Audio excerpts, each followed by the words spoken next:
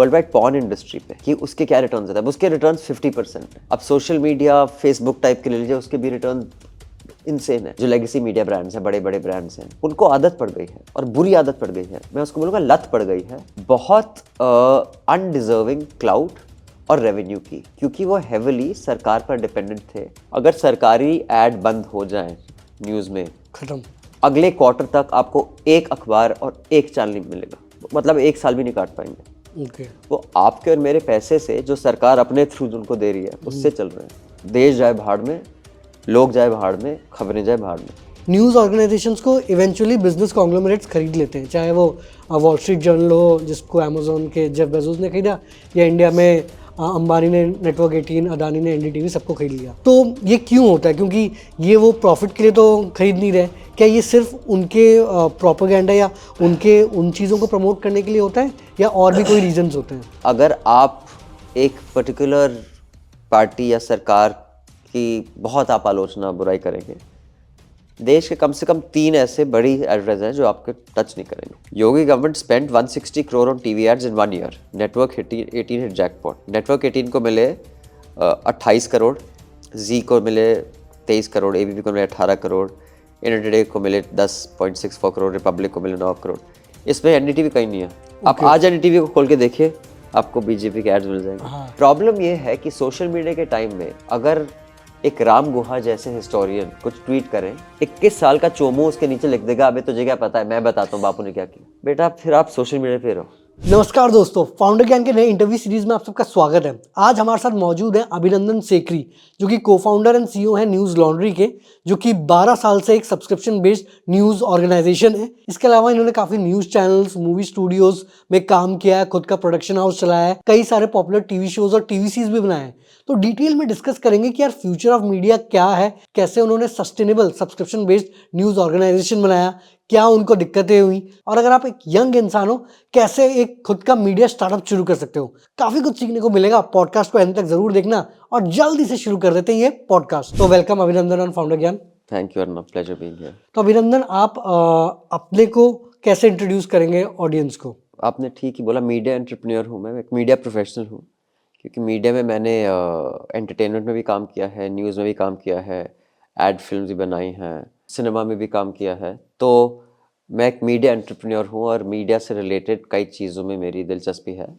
फ़िलहाल मेरी एक जुनून, पागलपन, जज्बा है न्यूज़ के प्रति पिछले 10-15 साल से। तो फ़िलहाल उसी में हूँ, आगे जाके देखते हैं, शायद OTTs, सिनेमा और कुछ भी करेंगे। मेरा क्वेश्चन है कि ये पॉलिटिकल एड्स इतना कितना पैसा देते हैं कि इतनी बड़ी वो ऑर्गेनाइजेशन मेंटेन कर पा रहे हैं, न्यूज़पेपर्स हो या इतने बड़े बड़े स्टूडियोज इतने एम्प्लॉयज मेंटेन कर पा रहे हैं? 2 तरीके से आंसर करूँगा। एक तो पॉलिटिकल एड्स तो होते हैं जो डायरेक्टली सरकारें देती हैं, उसके मैं अभी आपको थोड़े नंबर्स बता दूंगा क्योंकि हमने इस पर कई स्टोरीज की है। दूसरा है कोई ऐसी कंपनीज होती हैं जो पॉलिटिकल प्रॉक्सीज होती हैं। फॉर एग्जांपल, अगर आप एक पर्टिकुलर पार्टी या सरकार की बहुत आप आलोचना बुराई करेंगे, देश के कम से कम 3 ऐसे बड़ी एडवर्टाइजर हैं जो आपके टच नहीं करेंगे। तो और तीसरा किस समय, लाइक जब कोविड अनाउंस हुआ था, कोविड 28 या 26 मार्च 2020 को अनाउंस हुआ, उसके बाद आप 3 महीने ले लीजिए, एक प्राइवेट सेक्टर का ऐड नहीं था किसी अखबार में। तब तो पूरा सरकारी चला रही थी। क्योंकि सिर्फ सरकारी ऐड से, इनफैक्ट यूपी सरकार का बता रहा हूँ, ठीक है। ये स्टोरी हुई है जुलाई 2021 में। Yogi government spent 160 crore on TV ads in 1 year. Network 18 hit jackpot. Network 18 को मिले 28 करोड़, जी को मिले 23 करोड़, एबीपी को मिले 18 करोड़, इंडिया टुडे को मिले 10.64 करोड़, रिपब्लिक को मिले 9 करोड़। इसमें एनडीटीवी कहीं नहीं है। आप आज एनडीटीवी को खोल के देखिए, आपको बीजेपी के एड्स मिल जाएंगे। तो और ये सिर्फ योगी सरकार का है। ओके। अब आप सोचिए सेंट्रल गवर्नमेंट के ads I think central government के तो और ज्यादा होंगे। दिल्ली सरकार के होंगे, पंजाब सरकार के होंगे, साउथ से भी आते हैं एड्स। ओके। तो आप अब ऐड अप कर तो दीजिए, मालामाल हो सकते हैं। आप एक सस्टेनेबल ऑपरेशन इसके बिना नहीं चला सकते। क्योंकि फॉर एग्जाम्पल, अगर आपका ओवरऑल से रेवेन्यू हो 150 करोड़ और इसमें से आप बोले यार हमारे तो सिर्फ 30 करोड़ सरकारी एड से आ रहे हैं, 50 करोड़, लेकिन अगर 50 करोड़ नहीं, आपका नहीं चलेगा ना ऑपरेशन। तो और भी मुझे लगता है और जो 50-70 करोड़ वो फिर प्राइवेट कंपनी से, प्राइवेट कंपनीज भी कब करेंगी अगर बहुत आप आलोचना वाले हो। हाँ। और ये भी देखिए, क्योंकि ना जैसे मैंने बोला, न्यूज़ बाकी साबुन, जूते, एंटरटेनमेंट, इससे अलग है. इट इज लाइक स्कूल्स और hospitals. It should be sustainable होना चाहिए, लेकिन एक इसका एक एथिक भी होगा बहुत इंपॉर्टेंट. स्कूल जो सिर्फ पैसा दे के, पैसा छाप के एजुकेशन देगा, वो मतलब अनक्वांटिफाइबल एलिमेंट भी है उसमें. मॉरल कंपास मिसिंग होगा. न्यूज में वो एक बहुत इंपॉर्टेंट एस्पेक्ट है. Okay. अब उस एस्पेक्ट के बिना अगर आप न्यूज करने की कोशिश करेंगे तो फिर एल्गोरिथम्स पे चलाएंगे आप, जिस किस्म के एड्स. अभी क्या ट्रेंड कर रहा है, हाँ. चलो ये ट्रेंड का ये चलाते हैं.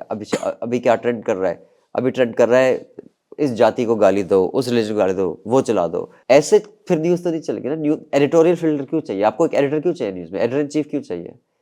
आप जब इतना हायर करते हैं हर इंडस्ट्री में, वो व्यक्ति या तो मैनेजमेंट का एक्सपर्ट होते हैं या कोडिंग का एक्सपर्ट होते हैं. न्यूज में एडिटोरियल फिल्टर इसलिए होता है क्योंकि एडिटर अपने विजडम से, अपने अंडरस्टैंडिंग से फिगर आउट करता है भाई न्यूज में क्या होना चाहिए, किसको पुश देना है, और कौन सी इंपॉर्टेंट न्यूज है. मतलब अगर बहुत सर्दी है तो क्या मोर इम्पोर्टेंट न्यूज है कि भाई XYZ एक्ट्रेस कौन से कलर की बिकिनी पहन के गोवा में घूम रही है, कि न्यूज फ्रंट पेज होना चाहिए कि भाई दिल्ली की सड़कों पर कितने लोग मरे, कौन कंबल बांट रहा है, कहाँ से जो रैन बसें आ रहे हैं उसमें कितना खर्चा हुआ है, कितने लोग बचे हैं. या उस हफ्ते ये होना चाहिए न्यूज कि भाई देखो सबसे बड़ी पार्टी कहाँ हुई आज रात. मैं ये नहीं बोल रहा कि उसकी जगह नहीं है, उसकी जगह है, लेकिन वो न्यूज वो कोई भी कर सकता है. हाँ. वो तो सोशल मीडिया कर देगा ना. करेक्ट. लेकिन अब सोशल मीडिया ने न्यूज गैदरिंग इतना सस्ता कर दिया. मैं रिपोर्टर को क्या भेज के क्या गैदरिंग करूंगा, सरकार गुस्सा हो जाएगी मुझसे, तो छोड़ो, मैं सोशल मीडिया से ट्वीट्स उठा के न्यूज चला देता हूँ. करेक्ट. आधे आप अभी देखिए, आधे तो जो न्यूज चल रहे होंगे, see what was Anand Mahindra's response to influencer, भाई ये न्यूज है. आई थिंक वो उससे वो सस्ती है, सस्ती टिकाऊ. आप एक 10 बच्चों को बैठा सकते हैं, कुछ भी बकवास दिखे उस पर एक 100 वर्ड का छापते एंड अब तो एआई आर्टिकल भी लिख देगा तो वो 10 बच्चे की जगह एक बच्चा ही चला लेगा. तो I think it's a lot more complicated. तो आई थिंक न्यूज में कोई घुस रहा है तो it should be with the passion of, मतलब यार न्यूज में अगर आप घुस रहे हैं, it should be passion of change the world, not to make a valuable company. मुझे नहीं लगता कि, बट अगर वैल्यूएबल कंपनी बनेगी सही तरीके से, तब you can change the world faster. Absolutely, but that can not be your focus. If that's your focus, बस वैल्यूएबल कंपनी तो कल बना लो. आप समझते हैं कि न्यूज जो डिजिटल प्लेयर्स भी हैं, आप समझते हैं कि उनको ऑफर्स नहीं आते कि बस ये चला दो वो चला दो, सबके पास आते हैं, सब लोग मना करते हैं. मैं ये नहीं कह रहा वैल्यूएबल कंपनी बनाना आसान है, लेकिन अगर आप एक कुछ प्रिविलेज से आते हैं, आपका एक सोशल कैपिटल है, प्रिविलेज है, एक्सीडेंट ऑफ बर्थ है, कनेक्शंस हैं, वैल्यूएबल कंपनी बनाना बहुत मुश्किल भी नहीं, बहुत आसान भी नहीं, लेकिन एक सोशल स्टाटा के लिए इट्स पॉसिबल. तो वो तो that can not be a primary. जो primary has to be boss. ये जो इंडस्ट्री है इसको, लाइक फॉर एग्जांपल मैं कई बार कॉलेजेस में जाके लेक्चर्स देता हूँ, तो मैं भी एक IIM में भी गया था, तो मैंने बताया था कि यार आप, you kids are amongst the brightest in the world. मतलब IIM में अगर आप भर्ती हो गए, आप में से एक पेपर लिखिए, क्योंकि अगर मैं इकोनॉमिक्स का स्टूडेंट है तो मार्केट फेलियर स्टडी करता है कि मार्केट फेलियर्स पब्लिक गुड्स के होते हैं, किस हालात में होते हैं market failure etcetera. News market failure का क्लासिक एग्जांपल है, क्योंकि बेसिकली मार्केट का क्या, आप अगर इकोनॉमिक्स पढ़े, क्या what is the biggest service of the market, क्या कर सकता है मार्केट? प्राइस डिस्कवरी का सबसे एफिशिएंट मैकेनिज्म है, मार्केट एफिशिएंट रिसोर्स एलोकेशन का सबसे एफिशिएंट मैकेनिज्म है, और मार्केट कंज्यूमर के लिए सबसे बढ़िया प्रोडक्ट देगा, क्योंकि मार्केट डिसाइड करेगा कौन सा प्रोडक्ट अच्छा करेगा. न्यूज़ को देखिए, क्या इसने प्रोडक्ट को इम्प्रूव किया जैसे ज़्यादा कंपटीशन बढ़ा है? क्योंकि जैसे लॉजिक है ना, ज़्यादा कंपटीशन होगा बेटर प्रोडक्ट रहेंगे. जो जैसे जैसे ज़्यादा लोग आए न्यूज़ में, क्या प्रोडक्ट इम्प्रूव हुआ है? रिसोर्स एलोकेशन क्या ज़्यादा बड़ी हुई है? रिसोर्स एलोकेशन आपको इसमें होती है, ऐश्वर्या राय की शादी हो जाएगी, 5 ओबी वैन्स पहुंच जाएंगी वो. ठीक है, मणिपुर में राइट हुआ, एक आधा वो भी नहीं रिपोर्टर भेजेंगे. कल यहाँ पर किसी और की शादी हो गई है, कोई 6 लोग आ जाएंगे करने. एफिशिएंट ऑफ रिसोर्स नहीं. Has it led to a better product for the, अब क्या है, क्योंकि सस्ता है, अगर मैं 5 रिपोर्टर्स भेजूंगा तो रिपोर्टर जाएगा. अगर यहाँ से मुझे छोड़िए, मुझे तमिलनाडु में स्टोरी कवर करनी है फ्लड्स की, आपका तमिलनाडु में ब्यूरो नहीं है, तो आप इसको फ्लाइट से भेजेंगे, होटल, गाड़ी वाड़ी सब कुछ मिला मिलू के 1.5-2 लाख तो आराम से लगेगा. अगर हफ्ता 10 दिन होटल रहे, आपका प्रोड्यूसर रहे, रिपोर्टर रहे, किसी और को भेजा, आपने 5-8 लाख लग जाएगा। मैं 2 लाख में यहाँ पर 4 लोगों को बिठा के लड़ा सकता हूँ। ओके, वो तो रिएक्शन चैनल जैसे हो गए, जैसे मीम तो हम रिएक्शन सब होते हैं। लड़ते रहेंगे, हाँ, उसमें ऑडियंस आपको ज्यादा, क्योंकि दुनिया में कभी भी किसी भी वक्त ऐसा नहीं कि इंडियन ऑडियंस अलग है, ये ऑडियंस ये जो बिग बॉस का कॉन्सेप्ट है, बिग ब्रदर कहाँ से शुरू हुआ था? इंडिया ने तो नहीं शुरू किया था ना, ये तो फ्रेंचाइज है। ये तो नॉर्वेजियन स्कैंडिनेवियन कंट्रीज में शुरू हुआ था। जर्सी शो जैसे थर्ड रेट शोज देख लीजिए अमेरिका में, कि भाई एक दूसरे को बच्चे मार रहे हैं, उल्टी कर रहे हैं, पी पू के नाइट क्लब में एक दूसरे के कपड़े फाड़ रहे हैं। आप एमटीवी जो म्यूजिक होना चाहिए था, आज किस किस्म के शो होते हैं। न्यूज़ में भी आप देखेंगे कई रिपोर्टर, और हमने इस पर भी आर्टिकल लिखा हुआ है, जाके बिग बॉस के सेट पर पहुंच जाते हैं। आप वो सवाल करेंगे बिग बॉस के, ये साला आप रिपोर्टर हो यार बिग बॉस के, क्योंकि आप ऑलमोस्ट सेम जोन में आ गए हो। उनके साथ compete एक कर बाबा रहे जो जो काले कपड़े पहन के अक्सर ये चैनल्स पे देखते थे, जिन्होंने एक महिला को थप्पड़ भी मार दिया था, उसके बाद वो बिग बॉस में गए थे ना। हाँ, मतलब आपके ऑडियंस सेम है, by and large content similar है, तो वो ज्यादा सस्ता, और आपके रिटर्न्स बिग बॉस उतने नहीं हो सकते, कि बिग बॉस में तो 50 कैमरे होते हैं, आपके 4 कैमरे हैं। लेकिन जनरली लॉजिक वही है। करेक्ट। तो आई थिंक न्यूज़ एक बहुत अलग किस्म का एक एंटरप्राइज है, और अगर आप न्यूज़ में घुस रहे हैं, आप एक वैल्यूएबल कंपनी बनाने के लिए मत घुसिए। अगर वो बन गई, और मुझे लगता है ज़्यादातर दुनिया में जिन्होंने इंडस्ट्री ट्रूली डिसरप्ट की है, एक तो होता है इंडस्ट्री डिसरप्ट करना, एक होता है सक्सेसफुल कंपनी में पैसे बना के निकल लेना, उसकी भी जगह है। लेकिन जिन लोगों ने इंडस्ट्री डिसरप्ट किया, आप उन सब फाउंडर्स को देख लीजिए, वो वैल्यूएबल कंपनी के पीछे नहीं दौड़ रहे थे, वो प्रॉब्लम सॉल्व कर वो प्रॉब्लम सॉल्व कर, वो बोल रहे थे बॉस मुझे डिसरप्ट करना है पूरा इंडस्ट्री, और वैल्यूएबल कंपनी बन गई तो बन गई। तो I think that should be the attitude of a entrepreneur, जो एक बहुत ही हाई रिस्क डिसरप्टिव गेम में घुस रहा है।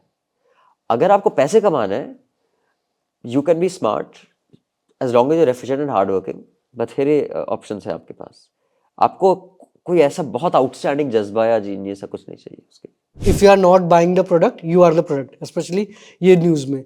बट हम देखते हैं कि चाहे इंडिया में हो या बाहर में हो, न्यूज़ ऑर्गेनाइजेशंस को इवेंचुअली बिजनेस कॉन्ग्लोमरेट्स खरीद लेते हैं, चाहे वो वॉल स्ट्रीट जर्नल हो जिसको अमेजोन के जेफ बेजोस ने खरीदा, या इंडिया में अंबानी ने नेटवर्क 18, अदानी ने एनडीटीवी, सबको खरीद लिया। तो ये क्यों होता है? क्योंकि ये वो प्रॉफिट के लिए तो खरीद नहीं रहे। क्या ये सिर्फ उनके प्रोपेगेंडा या उनके उन चीज़ों को प्रमोट करने के लिए होता है, या और भी कोई रीजंस होते हैं? आई थिंक इसमें जो जनरल देश में सोसाइटी में जो कल्चर होता है, उस पर बहुत डिपेंड करता है। फॉर एग्जांपल, अगर आप देख लीजिए कि परसेंटेज ऑफ वेल्थ जिसको चैरिटी में देते हैं, इंडिया और अमेरिका या यूरोप, बहुत बहुत फ़र्क है। मतलब यहाँ पर इतना कल्चर है नहीं, शायद वो चैरिटी में देते हो, मंदिर में शायद सोने के वो पुतले देते हो, या क्योंकि वो रिपोर्ट होते हैं, लेकिन जो हम देखते हैं जो प्रोडक्टिव ऑर्गेनाइज सेक्टर में बहुत कम है इंडिया में। दूसरा, क्योंकि इंडिया में सरकार बहुत पावरफुल है बिजनेस साइड पे। फॉर एग्जांपल, मैं आपको अमेरिका का एग्जांपल देता हूँ। जैसे अब इलॉन मस्क है, कैसे वो बाइडेन और डेमोक्रेट्स को प्रवोक करता रहता है, कुछ ना कुछ बोलता रहता है। यहाँ पर एक बिजनेसमैन ऐसा बोलने की कोशिश करे प्रधानमंत्री, उसका बिजनेस खत्म, करेक्ट। एक क्वार्टर नहीं चला पाएगा। It depends a lot on societies, उनका जो गवर्नेंस फ्रेमवर्क है, जो सोशल फ्रेमवर्क है, जो सोशल एक्सपेक्टेशंस हैं, जो सोशल वैल्यूज हैं। इनफैक्ट नेटफ्लिक्स पर एक सीरीज है, मैं उसका नाम भूल रहा हूँ, वो न्यूज़ पर ही है। उसमें एक एग्जाम्पल लिया है, वेगस के एक बिलियनर ने एक अखबार खरीद लिया था, क्योंकि वो अखबार जो लास वेगस के जो ये कसिनोज वगैरह हैं, उस पर काफ़ी स्टोरीज करता था कि कैसे वो ब्राइबरी में इन्वॉल्व हैं, गलत काम में इन्वॉल्व हैं। इन्वेस्टिगेटिव जर्नलिज्म हाँ, टाइप्स। तो उसने वो अखबार ही खरीद लिया कि मैं इनको ही बंद कर दूंगा। उस अखबार ने अपने ओनर पर स्टोरी कर डाली फ्रंट पेज पे। ओके, अगले दिन सब फायर, लेकिन उस मतलब ये है गट्स बहुत बड़ी बात है। यहाँ पर कौन कर सकता है, किसकी हिम्मत है? तो मतलब, तो it is not apples and apples. बहुत अब यूरोप में फॉर एग्जांपल डे कॉरेस्पॉन्डेंट करके एक बहुत सक्सेसफुल सब्सक्रिप्शन ड्रिवन एंटरप्राइज वहाँ चालू हुई थी। उनके जो फाउंडर थे, हमारा एक इवेंट होता है एनुअल मीडिया रंबल, जो मीडिया को लेकर बातचीत करता है, इन्वेस्टमेंट, टेक्नोलॉजी, जर्नलिज्म, हर एस्पेक्ट पर। उस पर करीब 4 या 5 साल पहले डे कॉरेस्पॉन्डेंट के फाउंडर आए थे। तो उनके लिए तो बहुत आसानी से उन्हें यूरोप में स्टार्ट कर दिया, क्योंकि वहां पर लोग देते हैं, उनके वहां तो पर कैपिटा बहुत हाई है। अगर 4 जर्नलिस्ट, रवीश कुमार के कैलिबर के 5 जर्नलिस्ट अगर वैसे देश में बोले हम अपना एक प्लेटफॉर्म स्टार्ट कर रहे हैं, 4 दिन में आम आदमी आपको उन्होंने आई थिंक 15-20 दिन में $1 मिलियन ऐसे इकट्ठा कर लिया था, बाप रे बाप। या यूरो जो भी था। हाँ हाँ, मतलब क्रेजी तो पूरा सीड अगर आप राउंड ही हो गया। इनका मीडिया रंबल में देखें, उसका जो उनका टॉक है वो पूरे अपने बताते हैं। यहाँ पर चांस ही नहीं है। मतलब एक तो हमारी पर कैपिटा लो है, जिन लोगों के पास पैसा है उनको इंटरेस्ट नहीं है कि जाए भाड़ में, देश जाए भाड़ में। मतलब जितनी टैक्स इवेजन यहाँ होती है, मैं जितना कम बोलो, यहाँ मतलब अमीर से अमीर आदमी, मेरे कज़न है वो कनाडा में रहते हैं, तो मेरे अंकल बोल रहे थे कि oh in India you don't feel like paying tax, आपको टैक्स देने का मन ही नहीं करता, क्योंकि सरकार करती क्या टैक्स के बारे में, देखो सड़कें ऐसी है, क्या मिलता है टैक्स के बदले में। तो उसने बोला, उसके फादर से, यार ये मत बोलो, इंडियन इसलिए देते टैक्स क्योंकि वेरी चीप।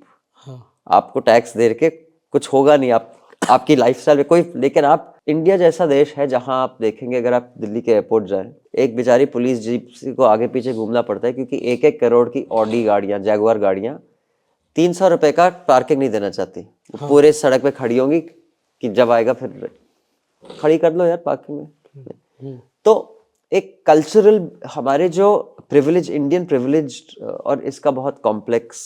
आई थिंक वो मैंने देखा ये इंडिया में ज्यादा करते हैं, बट मे बी ये दुबई में चल जाए, वो पे करने को तैयार हो जाते हैं। हाँ, वो पे कर, लेकिन एक माइंडसेट है कि भाई हम बाजू वाला नहीं दे रहा तो मैं क्यों दूं। Not just that, I think एक जनरल टुच्चापन है। एक जो अमीर लोग हैं हमारे देश के, मैं आपको बताता हूँ, अगर आप दिल्ली में हो, आप दिवाली पार्टीज पे अक्सर अगर आप जाएं, आप देखेंगे दिवाली पार्टीज में एक रात में लोग लाखों रुपए हारते या जीतते हैं। दिवाली पार्टीज दिल्ली की बहुत फेमस है। उस दिवाली पार्टी में जिनका घर है, उनका जो हाउस हेल्प है, उनकी हाउस हेल्प की आप जाके क्वार्टर देखो। वो ऐसे तो कई लोग इतने टुच्चे, अगर उनसे कुछ टूट गया उनकी सैलरी से काटते हैं। साला 150 रुपये का गिलास है, एक रात में तुम साला लाखों। आप जो भी नए बिल्डर फ्लैट्स हैं दिल्ली के, आप जाके देखिए, 400, 800 गज के बिल्डर फ्लैट बनेंगे। आप देखिए क्वार्टर दिखाइए, क्वार्टर होगा इतना सा। हाँ, अबे 1200 गज का फ्लैट बना रहे हैं, इंसान के लिए भी एक इंसान जैसा क्वार्टर रख दो। तो एक तो जो सोशल, जो एक सोशल अपनी रिस्पॉन्सिबिलिटी होती है, वो हमारे देश में बिल्कुल नहीं है। आप डरा के कुछ भी करा सकते हैं, डरा के आप बोलिए जाए अपने बैल्कनी में जाके घंटी बजाओ, बजा देंगे। लेकिन आप अगर वो काम आपको कोई एक सोशल सर्विस वाला बोले, वो नहीं करेंगे। लेकिन कोई ऐसा बंदा बोले जो आपकी इंडस्ट्री बंद कर सकता है, आप सर पे भी खड़े हो जाएंगे। हाँ। मतलब सेल्फ रिस्पेक्ट ना के बराबर है। जो एक घटियापन है लोगों से, जिसको आप उल्लू बना सकते हो उससे बना देंगे, जिसको नहीं बना सकते उसको आप जितना पैसा देना चाहेंगे दे देंगे, उल्टा एक्स्ट्रा दे देंगे। बंदा अगर यहाँ पर, मैंने एक देखा था एक वीडियो बहुत साल पहले, एक बच्चा बस में घुस के वो जामुन, तो उसने मोटे मोटे जामुन रखे थे और उसके बीच में उसने सूखे बीज रखे थे। अच्छा। तो 20-20 रुपए बेचता। जब तक वो खाता है, जब तक वो बीज देखता है, तब तक वो बच्चा भाग चुका होता है। तो पकड़ लिया और ऐसे पीट रहे थे उसको। अच्छा। मैंने सोचा यही बंदा अगर आपके लोकल एरिया जो मंत्री आएगा, और आप जानते हैं इस मंत्री ने करोड़ों का घपला किया है, आप उसके पैर चाट लेंगे, आपकी हिम्मत नहीं उसको थप्पड़ मारने की। लेकिन छोटा सा बच्चा जिसके पैर में चप्पल नहीं है, उसको बिना मतलब एनी एम्बैरेसमेंट उसको खींच के थप्पड़ मारेंगे। आई थिंक जिसको दबा सकते हैं उससे और दबाना है। तो जो आपने एग्जांपल दिया ना, इंडिया में because of caste system, because of social strata, it is not the same. तो यहाँ पर, और दूसरा, अगर कोई खरीदना चाहे, अगर कोई बड़ा कंग्लोमरेट न्यूज़ खरीदना चाहे, आपके एडिटोरियल सिस्टम्स क्या है। फॉर एग्जांपल हम न्यूज़ लॉन्ड्री बनाना चाहते हैं, और आई थिंक अगले कुछ साल में हम बनाएंगे। हम एक फाउंडेशन बनाएंगे जो एम्प्लॉयज चलाएंगे, मतलब वो जो ट्रस्ट होगा, और इस फाउंडेशन का एक बोर्ड सीट होगा न्यूज़ लॉन्ड्री पे। अच्छा। तो अगर कल कोई खरीदे भी, एक बोर्ड सीट एम्प्लॉयज का भी है। ओके। मतलब एक्चुअली अगर आपको एक स्ट्रक्चर बनाना है, कोई खरीद भी ले, अगर मैं एक बिजनेसमैन हूँ और मैं बोलूँ कि यार मुझे न्यूज़ में इंटरेस्ट है, अब मैं 5-6 रोल अप कर दूँ तो एक अच्छा सिस्टम बना सकता हूँ, एफिशिएंट बना सकता हूँ। लेकिन ऐसा सिस्टम एग्जिस्ट करता है कि एडिटोरियली मैं इंटरफियर नहीं करूँगा, मैं जानता हूँ कई जो नए जो एंटरप्रेन्योर्स हैं, मीडिया एंटरप्रेन्योर्स, उनका शेयर होल्डर्स एग्रीमेंट में होता है कि अगर किसी भी इन्वेस्टर से कंटेंट पर कम्युनिकेशन आया तो फॉर कॉज करके क्लॉज होता है that if there is for cause आपके शेयर्स आपके नहीं रहेंगे। अच्छा, मतलब इट इज लाइक अगर आपने फ्रॉड कर दिया, अगर फॉर एग्जाम्पल मैं फाउंडर हूँ तो उसमें होता है कि अगर कल मैंने कोई फ्रॉड कर दिया, मुझ पर कोई ऐसे प्रूव हो गया कि मैंने किसी के साथ बदतमीजी की, तो वो फॉर कॉज में आप शेयर फिर वो they vest back with the company.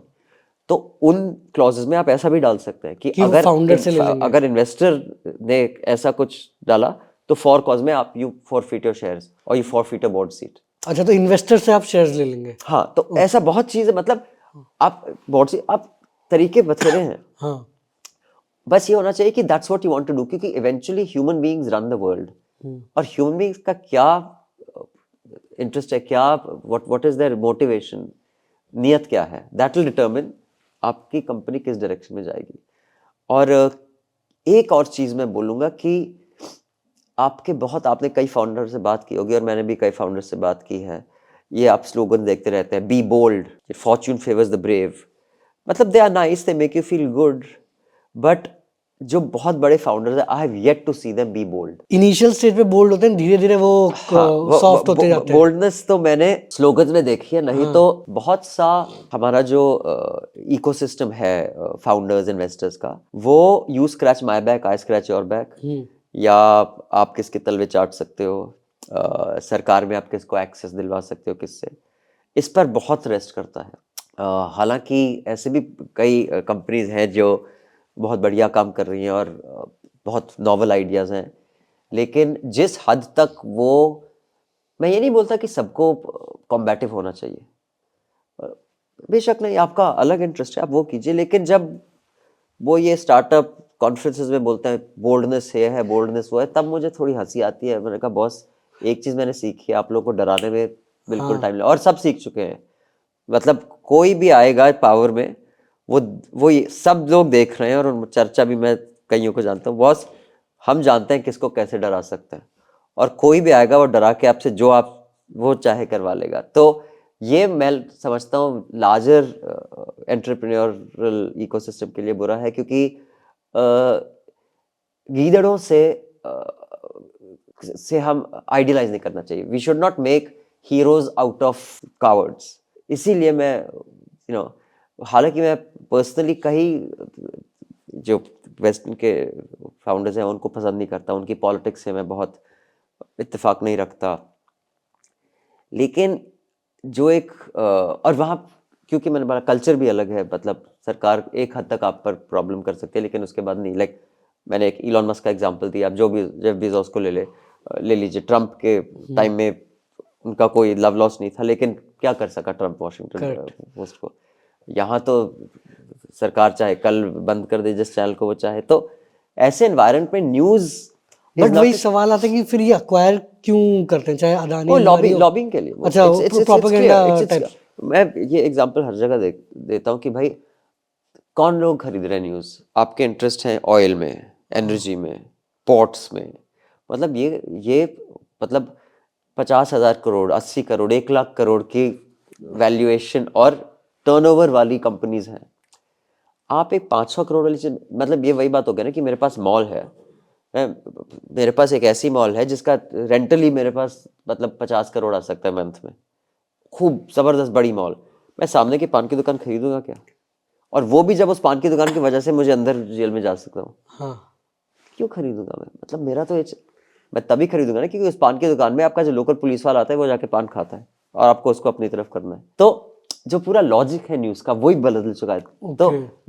तो इसीलिए मैं मानता हूँ न्यूज़ एक बहुत ही एक्साइटिंग, बहुत ही challenging, but it's also very exciting space, क्योंकि सब अलग अलग कारणों से अपने इसमें घिसे हुए हैं। आप अगर रिपोर्टर भेजते हो बहुत खर्चा वर्चा लगता है, बट यहाँ पे मोस्टली लोग स्टूडियोज में ही एंकर बिठाते हैं, तो क्या वो इतना प्रॉफिटेबल होता है इन द सेंस कि क्या एंकर्स को भी बहुत पैसा मिलता है कि वो आराम से बैठ के वो करते हैं? क्योंकि एक टाइम में वो भी तो जर्नलिस्ट थे ना, बिफोर वो एंकर बने। कुछ थे, कुछ नहीं हाँ, थे। हाँ। कुछ एंकर्स पहले जर्नलिस्ट थे, लेकिन कुछ ऐसे भी नहीं जो कभी जर्नलिस्ट थे ही नहीं। मतलब बट ये एंकर्स को कितना पैसा मिल जाता होगा अगर वो प्राइम टाइम शो कर रहे हैं?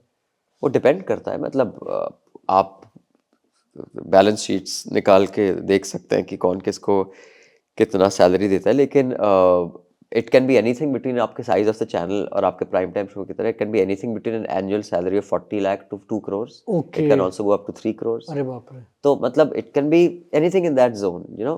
तो इतना पैसा है तभी वो ये काम कर रहे हैं। आई थिंक पैसा उनको इन्फ्लुएंस करता है कि हाँ टीआरपी बढ़ानी है। क्योंकि नहीं, लेकिन एंकर जितने सारे हैं सबको थोड़ा ना मिल रहा है. हाँ हाँ। तो मतलब हर प्राइम चैनल के 2-3 वो फेसेस होंगे, कुछ हाँ। होंगे. तो मतलब जो इट्स अ वेरी, जैसे आप बोल रहे हैं कि लॉयर को कितना मिलता है. ओके। अब ऐसे लॉयर भी हैं जो बेचारे एफिडेविट बना देंगे आपके 10,000 में. दूसरे ऐसे हर ही लॉयर भी साल हैं जो में एक अपीयरेंस के आपसे 20 लाख मांग हाँ लेंगे. हाँ।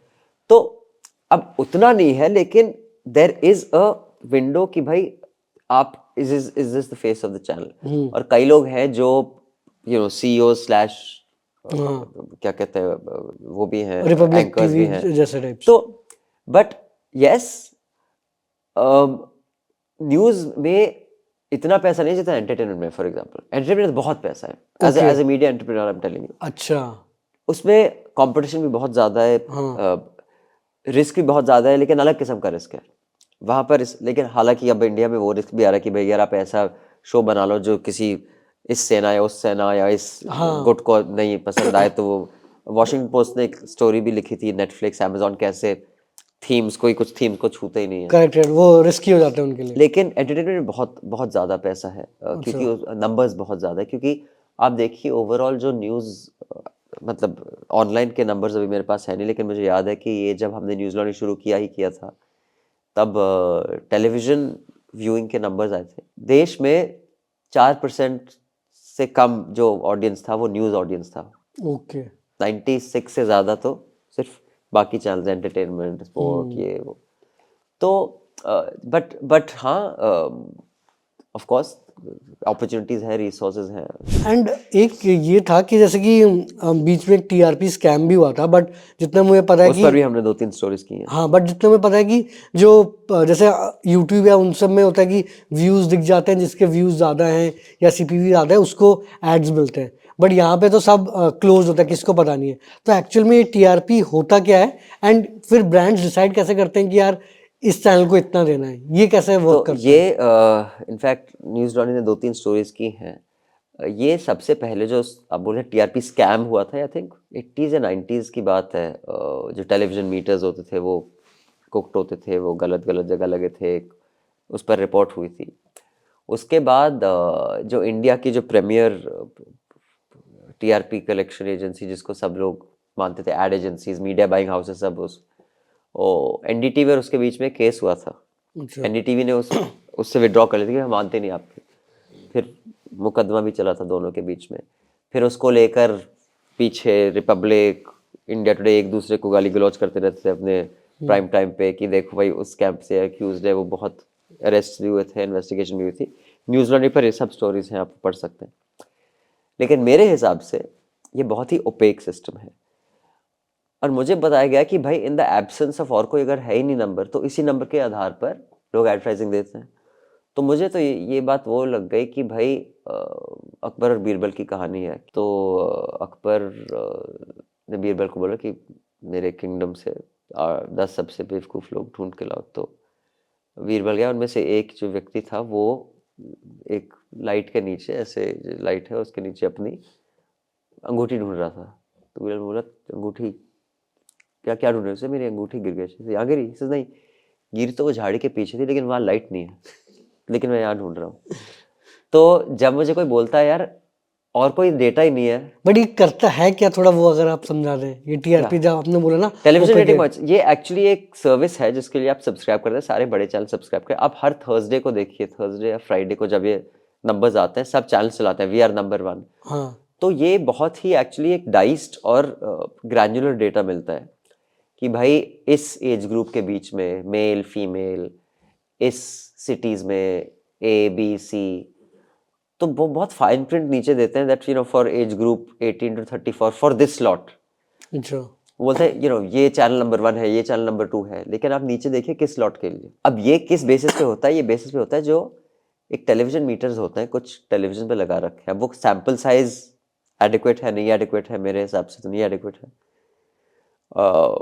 उसके हिसाब से वो प्रोजेक्ट करता है कि पूरा देश क्या देख रहा है। अच्छा। पहले जब ये पूरा केबल टीवी वगैरह आने से पहले मतलब ये सैटेलाइट सेट टॉप बॉक्स आने से पहले ये जो पहली स्टोरीज पर हुई थी, ये एक रिपोर्टर ने जाकर, बहुत मुश्किल होता है कि आपको देखा कि ये कहाँ पर लगे हैं, क्योंकि हाँ। अगर मुझे पता चले as a product as a channel owner हाँ। कि कहाँ कहाँ लगे हैं, मैं जाके उन लोगों को बोल दूंगा ये लो मेरी तरफ से 5,000 रुपए तुम और ये मेरा दूसरा चैनल ऑन टिकट, करके तो छोड़ दो। मेरा चैनल छोड़ दो। हाँ। तो एलिगेशन हुई थी कि ऐसे भी होता है, ऐसी एलिगेशन अक्सर लगी हैं।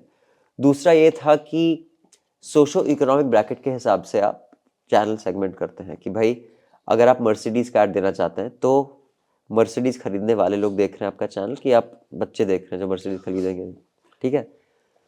तो वो कैसे डिटरमिन होता था कि आप कौन से एरिया में हैं। अब पता चला जिस एरिया में आपका टेलीविजन मीटर लगा है वहाँ आपके हाउस होल्ड हेल्प के क्वार्टर में लगा हुआ है, अच्छा। लेकिन वो SEC आ रहा है। तो ऐसे भी एलिगेशंस आए हैं, यू नो। तो 80s 90s से लेके अब तक जो टेलीविजन रेटिंग पॉइंट्स का सिस्टम है, डिजिटल ज़्यादा वैसे ट्रांसपेरेंट है उससे, करेक्ट। क्योंकि सीधा पता चलता है। हालांकि वहाँ पर भी एग्जैक्टली कहाँ से आ रहा है traffic, it is more accurate but it is not conclusive. लेकिन उस सेंस में डिजिटल एक स्लाइटली मोर ट्रांसपेरेंट सिस्टम है, लेकिन यहाँ पर भी कई प्रॉब्लम है, कई ओपेसिटीज हैं। बिग टेक जो है वो डेटा को कैसे यू नो स्लाइस कर रहा है, कितना दिखा रहा है, कितना नहीं दिखा दिखा रहा रहा है, तो वो भी इश्यूज हैं। देखिए इश्यूज तो हर जगह होंगे, आप ये देख सकते हैं कि कहाँ पर हम इसको रिड्यूस कर सकते हैं, मिनिमाइज कर सकते हैं। है। जैसे कि आप ये न्यूज़ लॉन्ड्री 12 साल से चला रहे हैं एंड आप इसको सब्सक्रिप्शन बेस्ड मॉडल पे, रेवेन्यू मॉडल पे चला रहे हैं, जबकि मेजरली जो चाहे न्यूज़ या मीडिया प्लेटफॉर्म्स हैं वो एड रेवेन्यू बेस्ड होते हैं। तो आपको ये 12 साल पहले कैसे पता चला, एंड मेन सवाल ये कि क्या इसमें पैसे बनते हैं, क्योंकि हम देखते हैं इवेंचुअली हर मीडिया प्लेटफॉर्म कोई ना कोई कंपनी या कोई ना कोई बिजनेसमैन से एक्वायर हो जाता है। अक्वायर तब भी हो सकते हैं जब आप पैसे बना रहे हैं, ऐसी बात नहीं है कि सिर्फ लॉस मेकिंग वेंचर्स एक्वायर होती हैं। लेकिन पैसे बनाने का मतलब अलग अलग होता है अलग अलग लोगों के लिए। फॉर एग्जाम्पल अब रिसेंटली क्योंकि आपके दर्शक बेसिकली बिजनेस एस्पेक्ट से देखते हैं, कंटेंट एस्पेक्ट से नहीं देखते आपका शो, तो मैं बिजनेस एस्पेक्ट से समझाता हूँ। इनफैक्ट कल परसों एक रिपोर्ट भी आई थी कि प्राइवेट एक्विटी वाले बहुत एक्विजिशंस कर रहे हैं हॉस्पिटल्स का। हॉस्पिटल चलाने में प्राइवेट एक्विटी को बहुत दिलचस्पी है, क्योंकि वहाँ एक तो आपका मार्केट कभी हमेशा मतलब रहेगा, ऐसा तो नहीं है कि लोग बीमार नहीं पड़ेंगे उल्टा हॉस्पिटल के अंदर। ग्रोइंग मार्केट है। तो लेकिन अस्पताल को क्या एक सोशल मीडिया वाला ग्रोथ दिखाना चाहिए या होना चाहिए, एक्सपेक्टेशन होना चाहिए, या प्रॉफिटेबिलिटी होनी चाहिए।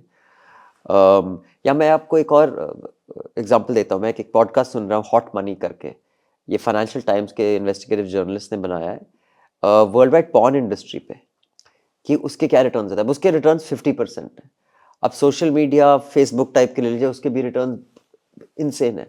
लेकिन स्कूल, हॉस्पिटल, ये सब जो चीज़ें हैं, इनके रिटर्न्स हेल्दी होने चाहिए, सस्टेनेबल होने चाहिए, लेकिन 10x 20x 30x नहीं होंगे, क्योंकि हम राइट? सोशल इम्पैक्ट भी देखेंगे। एग्जैक्टली। तो न्यूज़ मैं मानता हूँ उस कैटेगरी में आती है, वो सस्टेनेबल होनी चाहिए, जैसे कि अस्पताल सस्टेनेबल होना चाहिए, स्कूल सस्टेनेबल होना चाहिए, नहीं तो बंद हो जाएगा, वो अच्छा एजुकेशन नहीं दे पाएगा।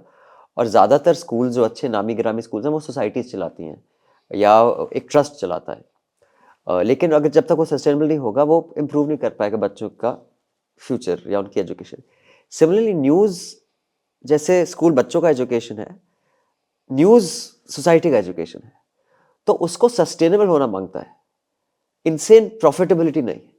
प्रॉब्लम ये है कि हिस्टोरिकली जो लेगेसी मीडिया ब्रांड्स हैं, बड़े बड़े ब्रांड्स हैं, उनको आदत पड़ गई है, और बुरी आदत पड़ गई है, मैं उसको बोलूँगा लत पड़ गई है, बहुत अनडिजर्विंग क्लाउड और रेवेन्यू की, क्योंकि वो हेविली सरकार पर डिपेंडेंट थे, और क्योंकि उनका इतना क्लाउड था ओपिनियन फॉर्मेशन में को लेकर, उसका लॉजिक बिगड़ चुका था। तो आपने जब पूछा कि 12 साल पहले क्यों हमने सब्सक्रिप्शन शुरू किया, तब मुझे सब बोलते थे, हम सबको, मधु जो मेरी बॉस रही थी इंडिया टुडे में 95 में, जब मैं न्यूज़ में एक्चुअली मैंने प्रवेश किया था, सब बोलते थे कि आप सब्सक्रिप्शन चल नहीं सकता। तो हमने बोला था कि नहीं चल सकता तो बंद कर देंगे, लेकिन हम ऐड से नहीं चलाएंगे, ओके। क्योंकि ऐड का जो जहर जो न्यूज़ में घुस चुका था, अब तो न्यूज़ पागल हो चुकी है कंप्लीट। मैं कल एक शो देख रहा था ये नेटवर्क 18 पर, जो रिपोर्टर एक बड़ा अजीब सा बॉक्सिंग मैच टाइप शो करता है, लोग झगड़ रहे हैं और फिर बीच में एक च्यवनप्राश का ऐड दे देता है, वही रिपोर्टर ही दे रहा है, ये नहीं कि ऐड पे कट कर रहा है, अच्छा रिपोर्टर ही बोल रहा है अब आगे जाएंगे लेकिन पहले ये देखिए है च्यवनप्राश। इतना पागल नहीं हो गया था न्यूज़, लेकिन पागलपन आ चुका था। और हम लोग जो न्यूज़ को 90s से देख रहे हैं और इस वर्ल्ड में बिलोंग करते हैं, बहुत छोटा सा वर्ल्ड होता था न्यूज़, हमें पता था कौन किसका पीआर एजेंट है। तो हम जब शोज देखते थे, हम देखते थे कि एक बंदा किसी वाटर ट्रीटमेंट प्लांट या किसी कोल्ड ड्रिंक का प्लांट जो केरला में है उस पर टिप्पणी दे रहा है, लेकिन कभी भी एंकर ये मेंशन नहीं करता था कि ये व्यक्ति उनका पीआर भी करता है, वो बस एक कमेंटेटर था। आजकल ये हो रहा है कि कोई ऑर्थर को दिखा देता है, प्रोफेसर दिखा देता है, वो है तो प्रॉक्सी किसी पॉलिटिकल पार्टी का। तो जब हमने देखा कि, और ये क्यों हो रहा था, क्योंकि वो शो स्पॉन्सर होता था उसी ये ब्रांड, बिजनेस हाउसेस से। तो हमने बोला अब इंटरनेट एक ऐसी चीज है, और मैं नहीं बोल रहा कि पहले लेगेसी मीडिया वाले सब डिसऑनेस्ट थे कि उनके गलत इंटेंशंस थे, लेकिन ऑप्शन नहीं था ना कोई, क्योंकि आप एक वन वे डिलीवरी मैकेनिज्म थे। आप या तो अखबार पढ़ सकते थे या टीवी देख सकते थे, फीडबैक नहीं ले सकते थे। और सिर्फ फीडबैक ही नहीं, आप कॉमर्स नहीं कर सकते थे, आपका कॉमर्स डिस्ट्रीब्यूटर के थ्रू होता था। हाँ इसीलिए चैनल्स के जो सेल्स और मार्केटिंग टीम्स के बजट से वो आपकी रिपोर्टर टीम से कहीं ज्यादा थे। ओके। डिस्ट्रीब्यूशन में इतना पैसा खर्चा होता था, अखबारों के डिस्ट्रीब्यूशन में इतना पैसा खर्चा होता था। केबल टेलीविजन, आपने तो अब टाटा स्काई का ज़माना देखा, लेकिन जब केबल आया ही आया था इंडिया में, तब केबल वाले आते थे, केबल वालों का ऐसा दबदबा था कि वो डिसाइड कर सकते थे आपके घर में क्या पहुंचेगा क्या नहीं पहुंचेगा। तो एक बहुत ही इनएफिशिएंट मार्केट था, और इतना इनएफिशिएंट मार्केट करप्शन से भरा हुआ था। अब मार्केट ज़्यादा एफिशिएंट हो गया है, लेकिन वो प्रोडक्ट को करप्ट कर रहा है। तो हमने तभी बोल दिया था कि बस इंटरनेट जो है वो टू वे प्रोसेस अलाउ करता है। तो अगर आपका पूरा जो डिलीवरी पाइपलाइन चेंज हो गई है, टेक्नोलॉजी यहाँ तक आ गई है, तो वही चीज़ अगर आप, मतलब आप टीवी पे नहीं, अब वही चीज़ आप, और वही प्रोडक्ट, वही रिलेशनशिप आपका mobile laptop. It doesn't make sense. आप टेक्नोलॉजी को समझ नहीं रहे हैं। तो हमने बोला we have to start something, और तब टेक्नोलॉजी बहुत बेसिक थी। इंटरनेट पेनिट्रेशन ब्रॉडबैंड की इंडिया में तब कुछ 6-8% थी, 8 भी नहीं 6.5% या कुछ थी, जब हमने न्यूज़ लॉन्ड्री शुरू किया था। मतलब 2G था तब, या एज या जो भी था, मतलब तो तो हमने बोला we have to have it subscriber based, ads पे चलाएंगे तो हमें वही एंड अप होगा जो अभी है कि भाई आप देखिए बहुत रिस्पेक्टेबल न्यूज़ ब्रांड्स भी, ऊपर कोई बहुत खौफनाक खबर होगी या बहुत ट्रैजिक खबर होगी, नीचे होगी सी so and so actresses holiday pics from Goa, bikini pics. अब रिलेशन ही नहीं है वो इस कंटेंट रिपोर्टर का। का काम है ये करना। हाँ। तो जब तक आप एड में चलेंगे, आप compete कर रहे हैं रियलिटी शोज एंटरटेनमेंट से, लेकिन न्यूज़ को एक अलग मॉडल बनाना होगा अपना, और ये मॉडल इवॉल्व करता रहेगा मेरे हिसाब से। लेकिन जब तक हम टेक्नोलॉजी को हार्नेस नहीं करेंगे, हम न्यूज़ की रिलेशनशिप नहीं बदलेंगे दर्शकों से, और उसमें टेक्नोलॉजी का बहुत बड़ा हाथ ना होगा, तब तक न्यूज़ ख़त्म हो जाएगी, अगर जैसे अभी चल रही है। और मैं आपको बता रहा हूँ, जो लत लगी थी बड़े मीडिया ओनर्स की, और उस लत के कारण ही उन्होंने न्यूज़ का इतना बुरा हाल कर दिया है कि लोग अब मैं उनको जर्नलिस्ट तो मानता नहीं, लेकिन एंकर्स पर हंसते हैं। आपने एक प्रॉब्लम तो आइडेंटिफाई कर ली कि यार ये न्यूज़ की क्वालिटी गिर रही है एंड हम इसको पेवॉल के अंडर लाएंगे। बट दिक्कत ये होती कि जब एज अ एंटरप्रेन्योर या मीडिया एंटरप्रेन्योर आप ये देखते हो कि यार जिस मार्केट को आप सर्व कर रहे हो वो उसके लिए पैसे देना चाहता भी है, दे सकता है कि नहीं। वो आई डोंट थिंक जब आपने शुरू किया तब कोई ग्लोबल भी एग्जाम्पल्स होंगे उतने जिन्होंने सक्सेसफुली इसको रन किया था। प्लस इंडिया में तो वैसे ही कोई पे नहीं करना चाहता है। उस टाइम में मूवीज़ भी सब डाउनलोड कर लेते थे। एंड अभी भी आप देखेंगे नेटफ्लिक्स इन सबको दिक्कत होती है पेड सब्सक्रिप्शन लेने के लिए। वो उल्टा बोल रहे हैं कि यार अब हम एड्स भी इंटीग्रेट करेंगे सो दैट हम कॉस्ट को और रिड्यूस कर पाएँ। तो ये आपने कैसे बिजनेस डिसीजन लिया? एक तो ये है कि आपका पैशन है कि हाँ यार this is what I feel is right, but पैसे भी तो बनाना है ना, धंधा भी चलाना है। तो वो कैसे आपने इंसाइट लिया? एक्चुअली जब हमने शुरू किया था तब ये एज अ बिजनेस सोचा ही नहीं था, क्योंकि तब हमारा एक प्रोडक्शन हाउस काफ़ी सक्सेसफुल चल रहा था, अभी भी चल रहा है वो। हालांकि अब मैं वो नहीं चलाता, मेरे जो फॉर्मर पार्टनर्स हैं वो चलाते हैं, जो को फाउंडर्स। तो हमारा एक्सेस कैपेसिटी था, हमारा एक ऑफिस था, उसमें एडिटर्स थे, डायरेक्टर्स थे, कैमरा था। तो और न्यूज़ का पैशन था मुझे और मेरे को फाउंडर्स को, मधु को, प्रशांत को। रूपक हालांकि न्यूज़ से इतना बैकग्राउंड से नहीं आता था, लेकिन बहुत सपोर्टिव था वो कि हाँ भाई कुछ करो करो, लेट्स डू समथिंग। हमारी एक्सेस कैपेसिटी थी, मतलब एक एक्स्ट्रा ग्राफिक डिजाइनर रखना था और एक और कोई एडिटर रखना था।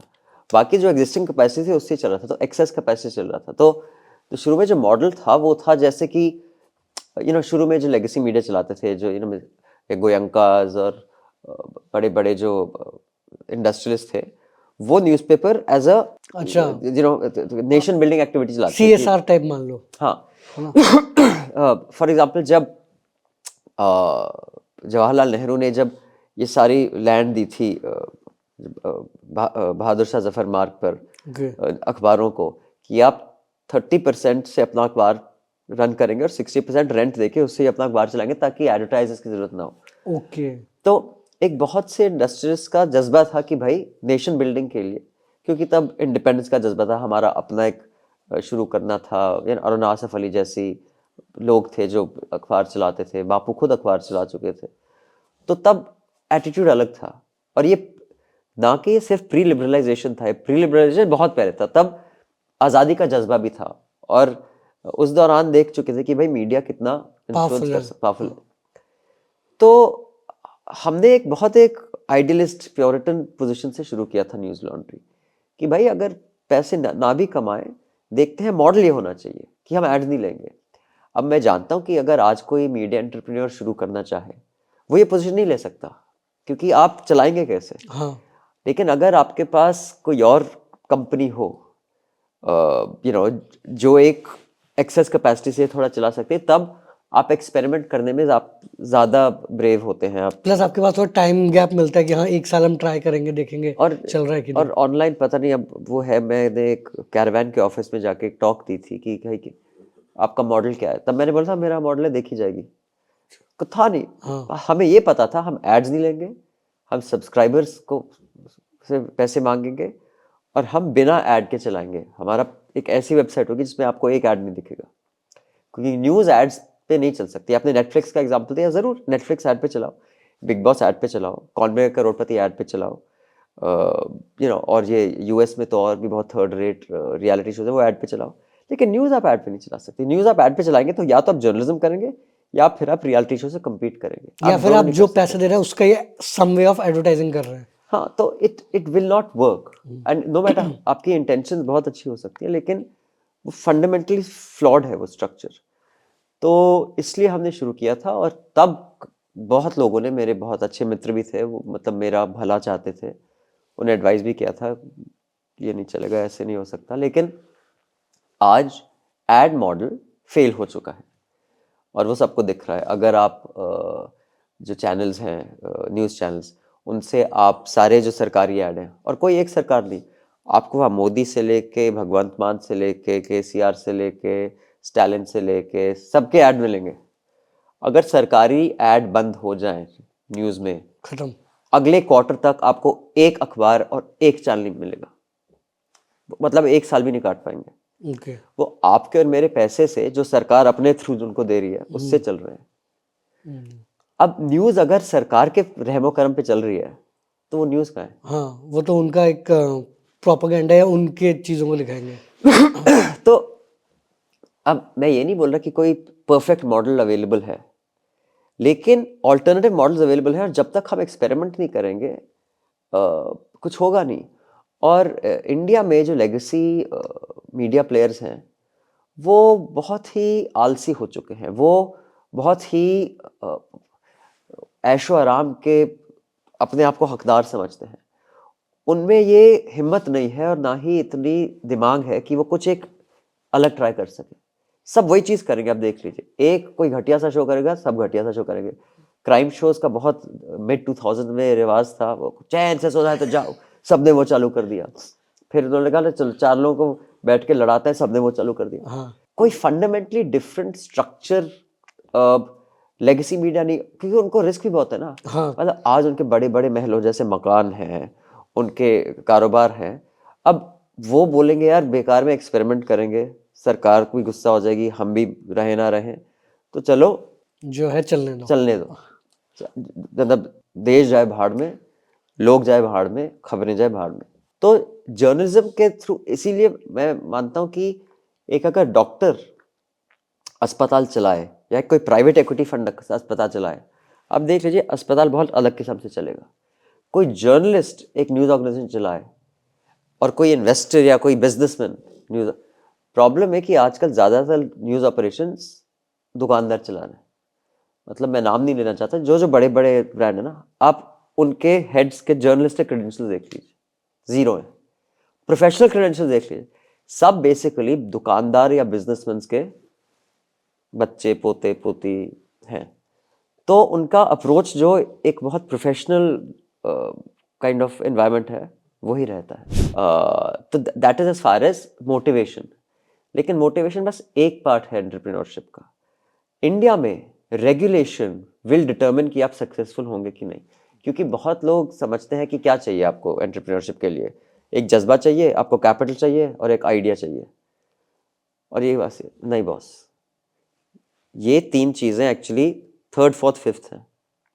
फर्स्ट टू है, एक एंटरप्रेन्योर के लिए इमोशनल रेजिलियंस होना बहुत ज़रूरी है। मैंने एक आर्टिकल पढ़ा है इस पर, लेकिन मैं मानता हूँ कि इस विषय पे बहुत कम बोला जाता है, बहुत कम आर्टिकल है, क्योंकि एंटरप्रेन्योर होने के लिए आपको इमोशनली बहुत स्ट्रांग होना पड़ता है, क्योंकि आप जितने अप्स और Highs डाउन्स and देखेंगे lows, ना, हाँ। और सिर्फ अप्स और डाउन्स ही नहीं, आप सिर्फ अपना सक्सेस, क्योंकि ह्यूमन नेचर है, आप अपने आप को अपने पियर्स, अपने दोस्तों से कंपेयर करेंगे। अब जब हमने छोड़ा था न्यूज़, मैंने और प्रशांत ने 1999 में पहली हमने डॉक्यूमेंट्री बनाई थी, तब न्यूज़ चैनल्स नहीं होते थे। आज तक एक बुलेटिन होता था दूरदर्शन पे, न्यूज़ ट्रैक भी बुलेटिन होता था, और 4 चैनल्स थे तब, BBC, MTV, प्राइम स्पोर्ट्स और स्टार प्लस। फिर 4 के 8 हुए, 8 के 10 हुए, 10 के 100 हुए, फिर न्यूज़ चैनल्स। आई थिंक 2002 में शायद पहला न्यूज़ चैनल जी या कुछ आया था, तो हमने तब तक नौकरी। लेकिन जब पहले 3-4 साल की स्ट्रगल थी, हम देखते थे, मतलब मैं तो बहुत टच्चा सा जर्नलिस्ट था, मैं तब एक 20-21 साल का था जब मैंने न्यूज़ ट्रैक में ज्वाइन किया, फिर आज तक तभी पैदा हुआ था एज बुलेटिन।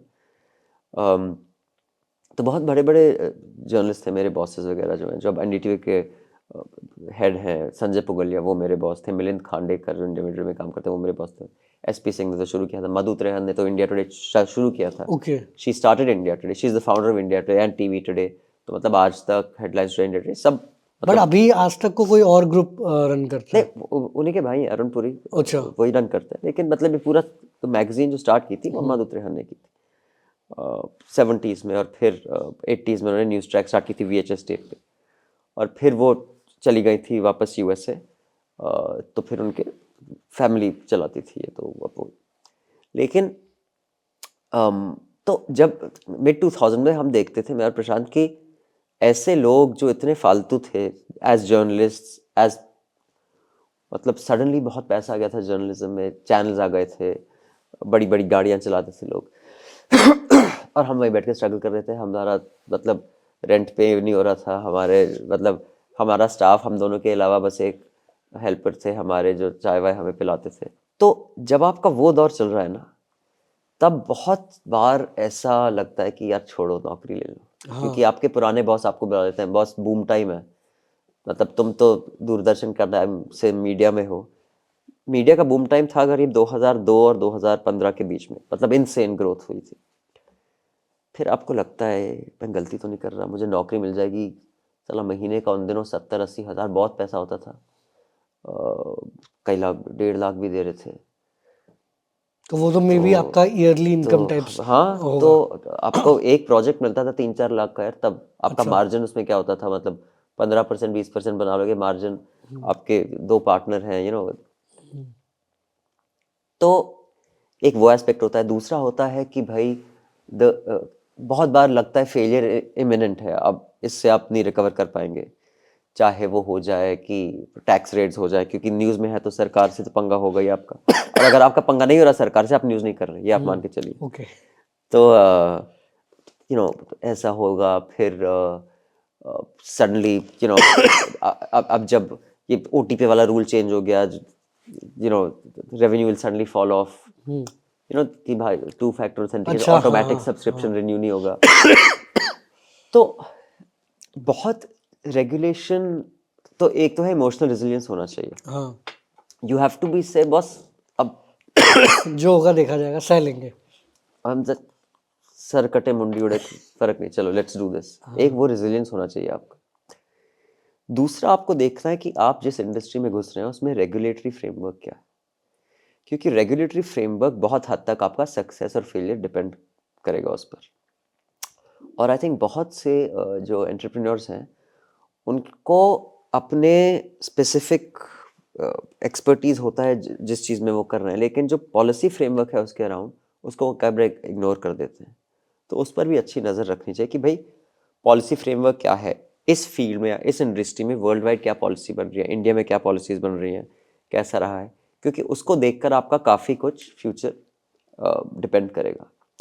तो ये दोनों चीज़ें मुझे लगता है बहुत अंडर एस्टिमेटेड हैं, इसका इम्पैक्ट आपके सक्सेस और फेलियर पे। तो इस पर भी थोड़ा किसी भी यंग पोटेंशियल एंटरप्रेन्योर को एक तो प्रिपेयर योरसेल्फ, जैसे आप जब बॉक्सिंग मैच में जाते हैं प्रिपेयर योरसेल्फ फिजिकली, एंटरप्रेन्योरशिप में जाते हैं प्रिपेयर योरसेल्फ मेंटली। हाँ, ये जो रेगुलेटरी वाला आपने बोला कि अगर आप एक ऐसे फील्ड में घुस रहे हैं जो कि गवर्नमेंट उसको पॉजिटिवली देखती है एंड उसके रूल्स नहीं बने हैं, तो आपको काफ़ी फ़ायदा हो सकता है। जैसे ईवी इंडस्ट्री में लोग घुसे, सबने देखा कि बाहर सब गवर्नमेंट पॉजिटिवली ट्रीट कर रही है, तो अब जब घुसे हैं तब गवर्नमेंट प्रमोट कर रही है, सब्सिडी दे रही है। बट अगर मान लो आप मे बी कोई बेटिंग इंडस्ट्री या उन सब में घुसते आप ये हैं, गेमिंग देख लीजिए, हाँ ओवरनाइट कैसे उसका जो पूरा करेक्ट, हालात ही बदल गए। जो वो प्रॉफिटेबल धंधा है लोगों ने स्केल कर दिया, बट स्टिल क्योंकि गवर्नमेंट उसको पॉजिटिवली नहीं देखती है, टेलीकॉम वो देख आपको पूरा लीजिए, खत्म कर देंगे। टेलीकॉम देख लीजिए कैसे खत्म हो गई थी इंडस्ट्री हमारे हाँ, देश में। तो मतलब गवर्नमेंट पॉलिसी बहुत बहुत ये मायने आपको थोड़ा रखती है। आइडिया रहना चाहिए कि गवर्नमेंट उसको पॉजिटिवली देख रहा है, देखिए नेगेटिवली नेगेटिव देख रहा देखिए, है, और कब उस पर पॉलिसी आएगी। अब अगर आप बहुत पहले आ गए, जैसे फॉर एग्जांपल ईवी में मैंने देखा रेवा, वो 10 साल 15 20 साल पहले आई, बहुत बट पहले तब तक गवर्नमेंट सपोर्ट करने को तैयार ही नहीं थी। तो अर्ली आओगे तब भी लेट दिक्कत है, सही टाइम में पॉजिटिव अगर इफेक्ट आता है तब आपको वो जो टाइड आपको उठा लेगी। एंड अभी जैसे कि इंटरनेट का ज़माना है एंड लोग इंटरनेट पे ज़्यादा से ज़्यादा कंज्यूम कर रहे हैं, तो इनफैक्ट बोल रहे हैं कि धीरे धीरे न्यूज़पेपर एंड टीवी का डाउनफॉल होगा। टीवी का तो डाउनफॉल हो ही रहा है क्योंकि मोस्टली सब मोबाइल लैपटॉप में देख लेते हैं। तो जो अपकमिंग मीडिया एंटरप्रेन्योर्स हैं उनको आप क्या एडवाइस देना चाहेंगे, क्या क्या अपॉर्चुनिटीज़ है, क्या क्या बिजनेस मॉडल्स है, क्या क्या स्कोप है। एक तो ऑफकोर्स न्यूज़ हो गया, बट आपने जैसे एंटरटेनमेंट, टीवी शोज, टीवीसी सब कुछ किया, तो इसके बारे में क्या आपके ओपिनियंस हैं? यार सोशल मीडिया ने मीडिया को जैसे डिसरप्ट किया ना, मैंने अपने 30 साल के करियर में इतना डिसरप्शन नहीं देखा। किसी ने प्रेडिक्ट भी नहीं किया होगा वैसे तो। हाँ, और इतना मतलब फॉर एग्जांपल जब मैं मीडिया में घुसा तब केवल दूरदर्शन ही था इंडिया में जो जिसका सिग्निफिकेंट रीच था, बाकी 3-4 चैनल आए आए थे। फिर मैंने पूरा टेलीविज़न सैटेलाइट चैनल्स का बूम देखा है, तब भी डिस्ट्रप्शंस हुए थे। तो एक दौर था जब ट्रैवल शोज़ का बहुत दौर चला था, फिर ये रियलिटी शोज़ का खूब दौर चला। एमटीवी वाला टाइम भी देखा है मैंने, जब जो म्यूज़िक चैनल्स थे उस पर एक्चुअली म्यूज़िक दिखाते थे, रियलिटी शोज़ नहीं दिखाते थे। लेकिन ये जो सोशल मीडिया इन्फ्लुएंसर्स ने जो डिस्टर्ब किया है मार्केट, ये बहुत ज़बरदस्त डिस्ट्रप्शन है और बहुत ये क्या कहते हैं, मार्केट को ब्रेक डाउन कर देती है, मतलब it's fractures the market into smaller smaller smaller pieces. अब मुझे ये नहीं लगता कि ये हमेशा ऐसे रहेगा, क्योंकि सोशल मीडिया इन्फ्लुएंसर्स की भी एक लाइफ साइकिल कम होती है, क्योंकि आप इंस्टीट्यूशन नहीं बना रहे ना, आप इट्स डिपेंडेंट ऑन यू। तो अगर आपका कल दबदबा नहीं रहा या आपसे कोई ज़्यादा एक्साइटिंग आ गया, तो एज अ ब्रांड आपकी वैल्यू नहीं रही। तो जो ब्रांड बिल्डिंग है सोशल मीडिया के टाइम में, वो मुझे लगता है ज़्यादा मुश्किल होती है। और एक ऐसा ब्रांड बनाना चाहिए जो आप रहे ना रहे वो चलना चाहिए। तो मेरे हिसाब से न्यूज़ लॉन्ड्री में हमने ऐसी कोशिश की है कि जब हमने स्टार्ट किया था, मधु त्रेहन साहब बड़ा ब्रांड नहीं था कोई, मतलब उन्होंने इंडिया टुडे खड़ा किया है, she is the founder of India today. She was, मतलब आपकी जनरेशन के यंगस्टर्स नहीं जानते हो, लेकिन मेरी जनरेशन जो 50 साल के आसपास की है, Madhu Trehan was the superstar of journalism. मतलब आजकल के बच्चों को पता नहीं वो कौन है, लेकिन हमारे टाइम में अगर आपको न्यूज़ में थोड़ा भी इंटरेस्ट था और ना भी था, आप सब जानते मधु त्रेहन कौन है। लेकिन न्यूज़ लॉन्ड्री में अब मधु त्रेहन का कोई हाथ नहीं है, हिस्सेदारी नहीं, लेकिन चल रहा है। मैं भी कल जा सकता हूँ, लेकिन न्यूज़ लॉन्ड्री अब मुझसे बड़ा है। मतलब मेरा न्यूज़ लॉन्ड्री में योगदान बहुत कम है अब, मतलब या तो ब्रांड बनाने में, या ये ब्रांड बन चुका है। तो आई थिंक बेसिकली एंटरप्रेन्योर का फाइनल फ्रंटियर मोटिवेशन होना चाहिए कि बॉस मैं रहूं ना रहूं, ब्रांड शुड आउटलास्ट मी। और एक sustainable brand. Social media disruption में मुझे अभी ये नहीं लगता कि वो बन सकता है फिलहाल, क्योंकि सोशल मीडिया इन्फ्लुएंस का खुद ही उनका लाइफ साइकिल, उनकी लाइफ में बहुत कम है। करेक्ट। और क्योंकि कल there be new more exciting person will come along. तो उस एंगल से I think it's a good. जैसे हम जब यंग होते थे तब यंगस्टर्स मॉडलिंग किया करते थे साइड पैसे के लिए। भाई उन दिनों बहुत फैशन शोज का दौर होता था, फॉरेन ब्रांड्स इतनी आए थे, गुची शूची फेरागो, ये नहीं थे। तो रोहित बल, रोहित खोसला, जे वलाया, सुनीत वर्मा, रवि बजाज, खूब इंडियन ब्रांड्स थे। तो सबको मॉडल चाहिए होते थे। तो कॉलेज के kids used to model for a living. It wasn't a career. कईयों ने करियर बनाया जैसे अर्जुन रामपाल और मिलिंद सोमन, लेकिन 90% ने करियर नहीं बनाया उसको। उन्होंने किया, थोड़ा पैसा कमाया और फिर अलग अलग चीजें। मुझे लगता है इन्फ्लुएंसर्स का कुछ होंगे 8-10 जो करियर बना लेंगे उसको, लेकिन बाय एंड लार्ज थोड़ा साइड पर पैसा कमाने का ये जरिया ठीक है। लेकिन ये जो मीडिया है उसको रिप्लेस नहीं कर सकता, क्योंकि आपको उस ब्रांड को क्रेडिबिलिटी दिलाने में एक व्यक्ति से ज़्यादा लगेगा। तो वो एक बहुत बड़ा डिस्ट्रप्शन रहा है। सोशल मीडिया न्यूज़ के लिए बहुत बड़ा डिस्ट्रप्शन रहा है। फेक न्यूज़, अभी उस पर हम चर्चा नहीं करेंगे कि 2 और घंटे लग जाएंगे। वो एक बहुत अलग किस्म का डिस्ट्रप्शन, और सबसे बड़ा डिस्ट्रप्शन रहा है। और ये इंडिया में नहीं, थ्रू आउट द वर्ल्ड। अब ब्राज़ील देख लीजिए, यूएसए देख लीजिए, इंडिया देख लीजिए, अभी ताइवान में इलेक्शंस होने वाले हैं जल्दी, वहाँ देख लीजिएगा, रशिया में देख लीजिए। जो स्टेट एक्टर्स और नॉन स्टेट एक्टर्स दोनों का जो फेक न्यूज़ में जो उन्होंने रियलाइज़ किया कि जितना फ़ायदा है फेक न्यूज़ फैलाने में, वो भी एक बहुत बड़ा डिस्ट्रप्शन है। तो चैलेंजेस बहुत हैं, इसीलिए मैं समझता हूँ कि मीडिया एक बहुत ही इंटरेस्टिंग दौर से गुजर रहा है। और अगर आपको इंटरेस्टिंग लाइफ जीनी है तो media is the place for you. इसमें आपने बोला कि जैसे जो सोशल मीडिया में जो काम करते हैं उनको ब्रांड बनाने में दिक्कत होगी, बट जैसे फॉर एग्जांपल हम ध्रुव राठिया इनके एग्जांपल लेते हैं, हाँ वीडियोस में 10-10 मिलियन व्यूज आते हैं, जो कि comparable to a small media organisation भी हो सकता है।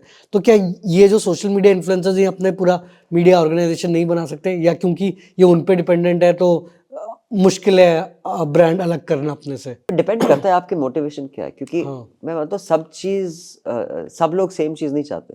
लाइक कई लोगों से जो मैं बात करता हूँ, स्पेशली मैनेजमेंट स्कूल के होते हैं, वो समझते कि सब लोगों का मोटिवेशन सिर्फ मनी है। नहीं है। अच्छा। कई लोगों का मोटिवेशन है मनी, अच्छा। लेकिन कुछ हद तक। कई लोगों का मोटिवेशन सिर्फ मनी है, कई लोगों का मोटिवेशन कंप्लीटली समथिंग एल्स है, कई लोग मोटिवेशन है ही नहीं, उनको कुछ भी करा लो।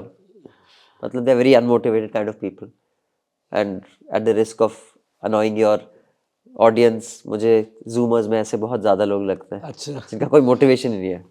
मतलब मैं भी मोटिवेशन डिस्कवर नहीं किया है। शायद नहीं किया। हाँ, सर्कमस्टेंसेस ऐसे नहीं आया कि करना पड़े। लेकिन एटलीस्ट मेरी जनरेशन में अगर आपके पास मोटिवेशन नहीं था, डिसिप्लिन तो था। हाँ। यहाँ तो ना डिसिप्लिन ना मोटिवेशन, तो anyway, वो अलग बात है। तो जैसे आपने बोला कि वो अपना एक अच्छा रोबस्ट रेवेन्यू मॉडल बना सकते हैं, पर क्या वो आपको आउटलास्ट करेगा इज द क्वेश्चन। तो अब रवीश को देखिए, रवीश के यूट्यूब पर एनडीटीवी ने जितना 25 साल में कमाया है ऑडियंस, उससे आधी ऑडियंस रवीश ने 1 साल में कमा ली है। ओके। तो आई थिंक सबका मोटिवेशन अलग अलग होता है। जैसे रवीश ने बोला कि अब हर लड़ाई जीतने के लिए नहीं लड़ी जाती, कुछ इसलिए लड़ी जाती है ताकि लोग लड़े, लोगों को लगे कि कोई तो लड़ा था। हाँ। हालांकि मेरा फिलॉसफी अलग है। हाँ, कि आप जीतने के लिए ही कर रहे हैं। I fight to win. I don't fight to mark my presence. But सबका अलग अलग मोटिवेशन है। करेक्ट। तो किसी का मोटिवेशन है कि मैं ऑर्गेनाइजेशन बनाऊं, किसी का मोटिवेशन है कि मैं क्या कहते हैं बस अपना एक सच बोलूं और मेरे लाइफ टाइम में दैट्स इनफ। तो इट्स डिफिकल्ट टू जनरलाइज, लेकिन from an industry point of view social media से क्या डिस्ट्रप्शन हुई है, क्या नहीं हुई है, वो और बहुत फ्रैगमेंट हो गया। I also think the future of media companies is such कि भाई इंडिया में जो न्यूज़ ऑडियंस है वो बहुत डाइवर्स है। मतलब केरला में आपका मलयालम न्यूज़ चलेगा, हिंदी इंग्लिश ही चलेगा। महाराष्ट्र में Marathi news will be the dominant player. तो वो जो दिन होते थे कि भाई 1000 करोड़ टर्नओवर की, 800 करोड़ टर्नओवर वाली company, media company, I think digital age में वो गया। मतलब I think we will go through a phase कि 2 से 40 करोड़ टर्नओवर वाली कंपनियां होंगी जो सर्व करेंगी नीश ऑडियंस, चाहे वो ज्योग्राफिक नीश हो, लिंग्विस्टिक नीश हो, अर्बन रूरल नीश हो, वो सर्व करेंगी। और फिर शायद एक ऐसा युग आएगा जब इसको कंसोलिडेट करने वाला कोई एक बड़ा प्लेयर होगा जो अक्वायर करके डिफरेंट फिर उसको ज्यादा एफिशिएंट कर सकता है। लेकिन ये ब्रांड जो हैं, मुझे लगता है डिजिटल एज में बहुत जो मेजर डिफरेंस होगा ब्रॉडकास्ट एज से, जो ब्रांड्स की जो स्ट्रेंथ होगी वो नीश ऑडियंस में बहुत जबरदस्त होगी। And in terms of business model, हमने देखा एड रेवेन्यू चल नहीं रहा है, सब्सक्रिप्शन मॉडल चल रहे हैं। इसके अलावा भी आप देखते हैं कुछ मॉडल्स आएंगे या सब्सक्रिप्शन ही है जो मेन तरीका दिख रहा है? मतलब मैंने इस पर एक अलग से टॉक दी है, मुझे याद नहीं वो कॉलेज में दी थी मैंने कि किसी के इंटरव्यू के दौरान, लेकिन आप वो देख सकते हैं मतलब उस पर थोड़ा लंबा खिंच जाएगा। लेकिन बेसिकली आपको एक कम्युनिटी बनानी है जिसको आपको मोनेटाइज करना है। अब आप उस कम्युनिटी को कैसे मोनेटाइज कर सकते हैं वो आपकी क्रिएटिविटी और इंटेलिजेंस पर है। एक तो सीधा है भाई हमें आप पैसा दो, पेवॉल कंटेंट लो। हालांकि हमारा पेवॉल हार्ड पेवॉल सिर्फ करीब 20% कंटेंट पे है, बाकी कंटेंट फ्री है। कई लोगों का जैसे इकोनॉमिस्ट हो गया, उनका majority content free behind the paywall होगा। कुछ ऐसे हैं जो 7 आर्टिकल्स आपको फ्री दे देंगे, उसके बाद चार्ज कर लेंगे। लेकिन आपको एक कम्युनिटी बनानी है जो आप में वैल्यू देखती है। अब उस कम्युनिटी को आप कैसे मोनेटाइज कर सकते हैं? इवेंट्स के थ्रू कर सकते हैं, कंटेंट के थ्रू कर सकते हैं, कोर्सेज के थ्रू कर सकते हैं। मतलब ऐसे भी एग्जांपल्स हैं वेस्ट में जो क्योंकि उनकी इतनी फैंटास्टिक जर्नलिज्म एक सब्जेक्ट पर है, उस सब्जेक्ट पर वो एक रिपोर्ट बना देंगे जो फिर वो रिपोर्ट बेच सकते हैं बड़े बड़े कंसल्टेंट्स को।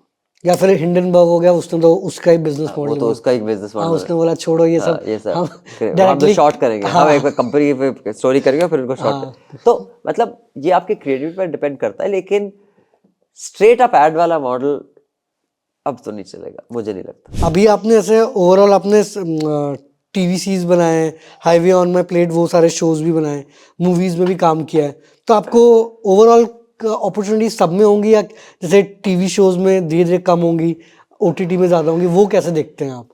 उन सब का फ्यूचर कैसा है?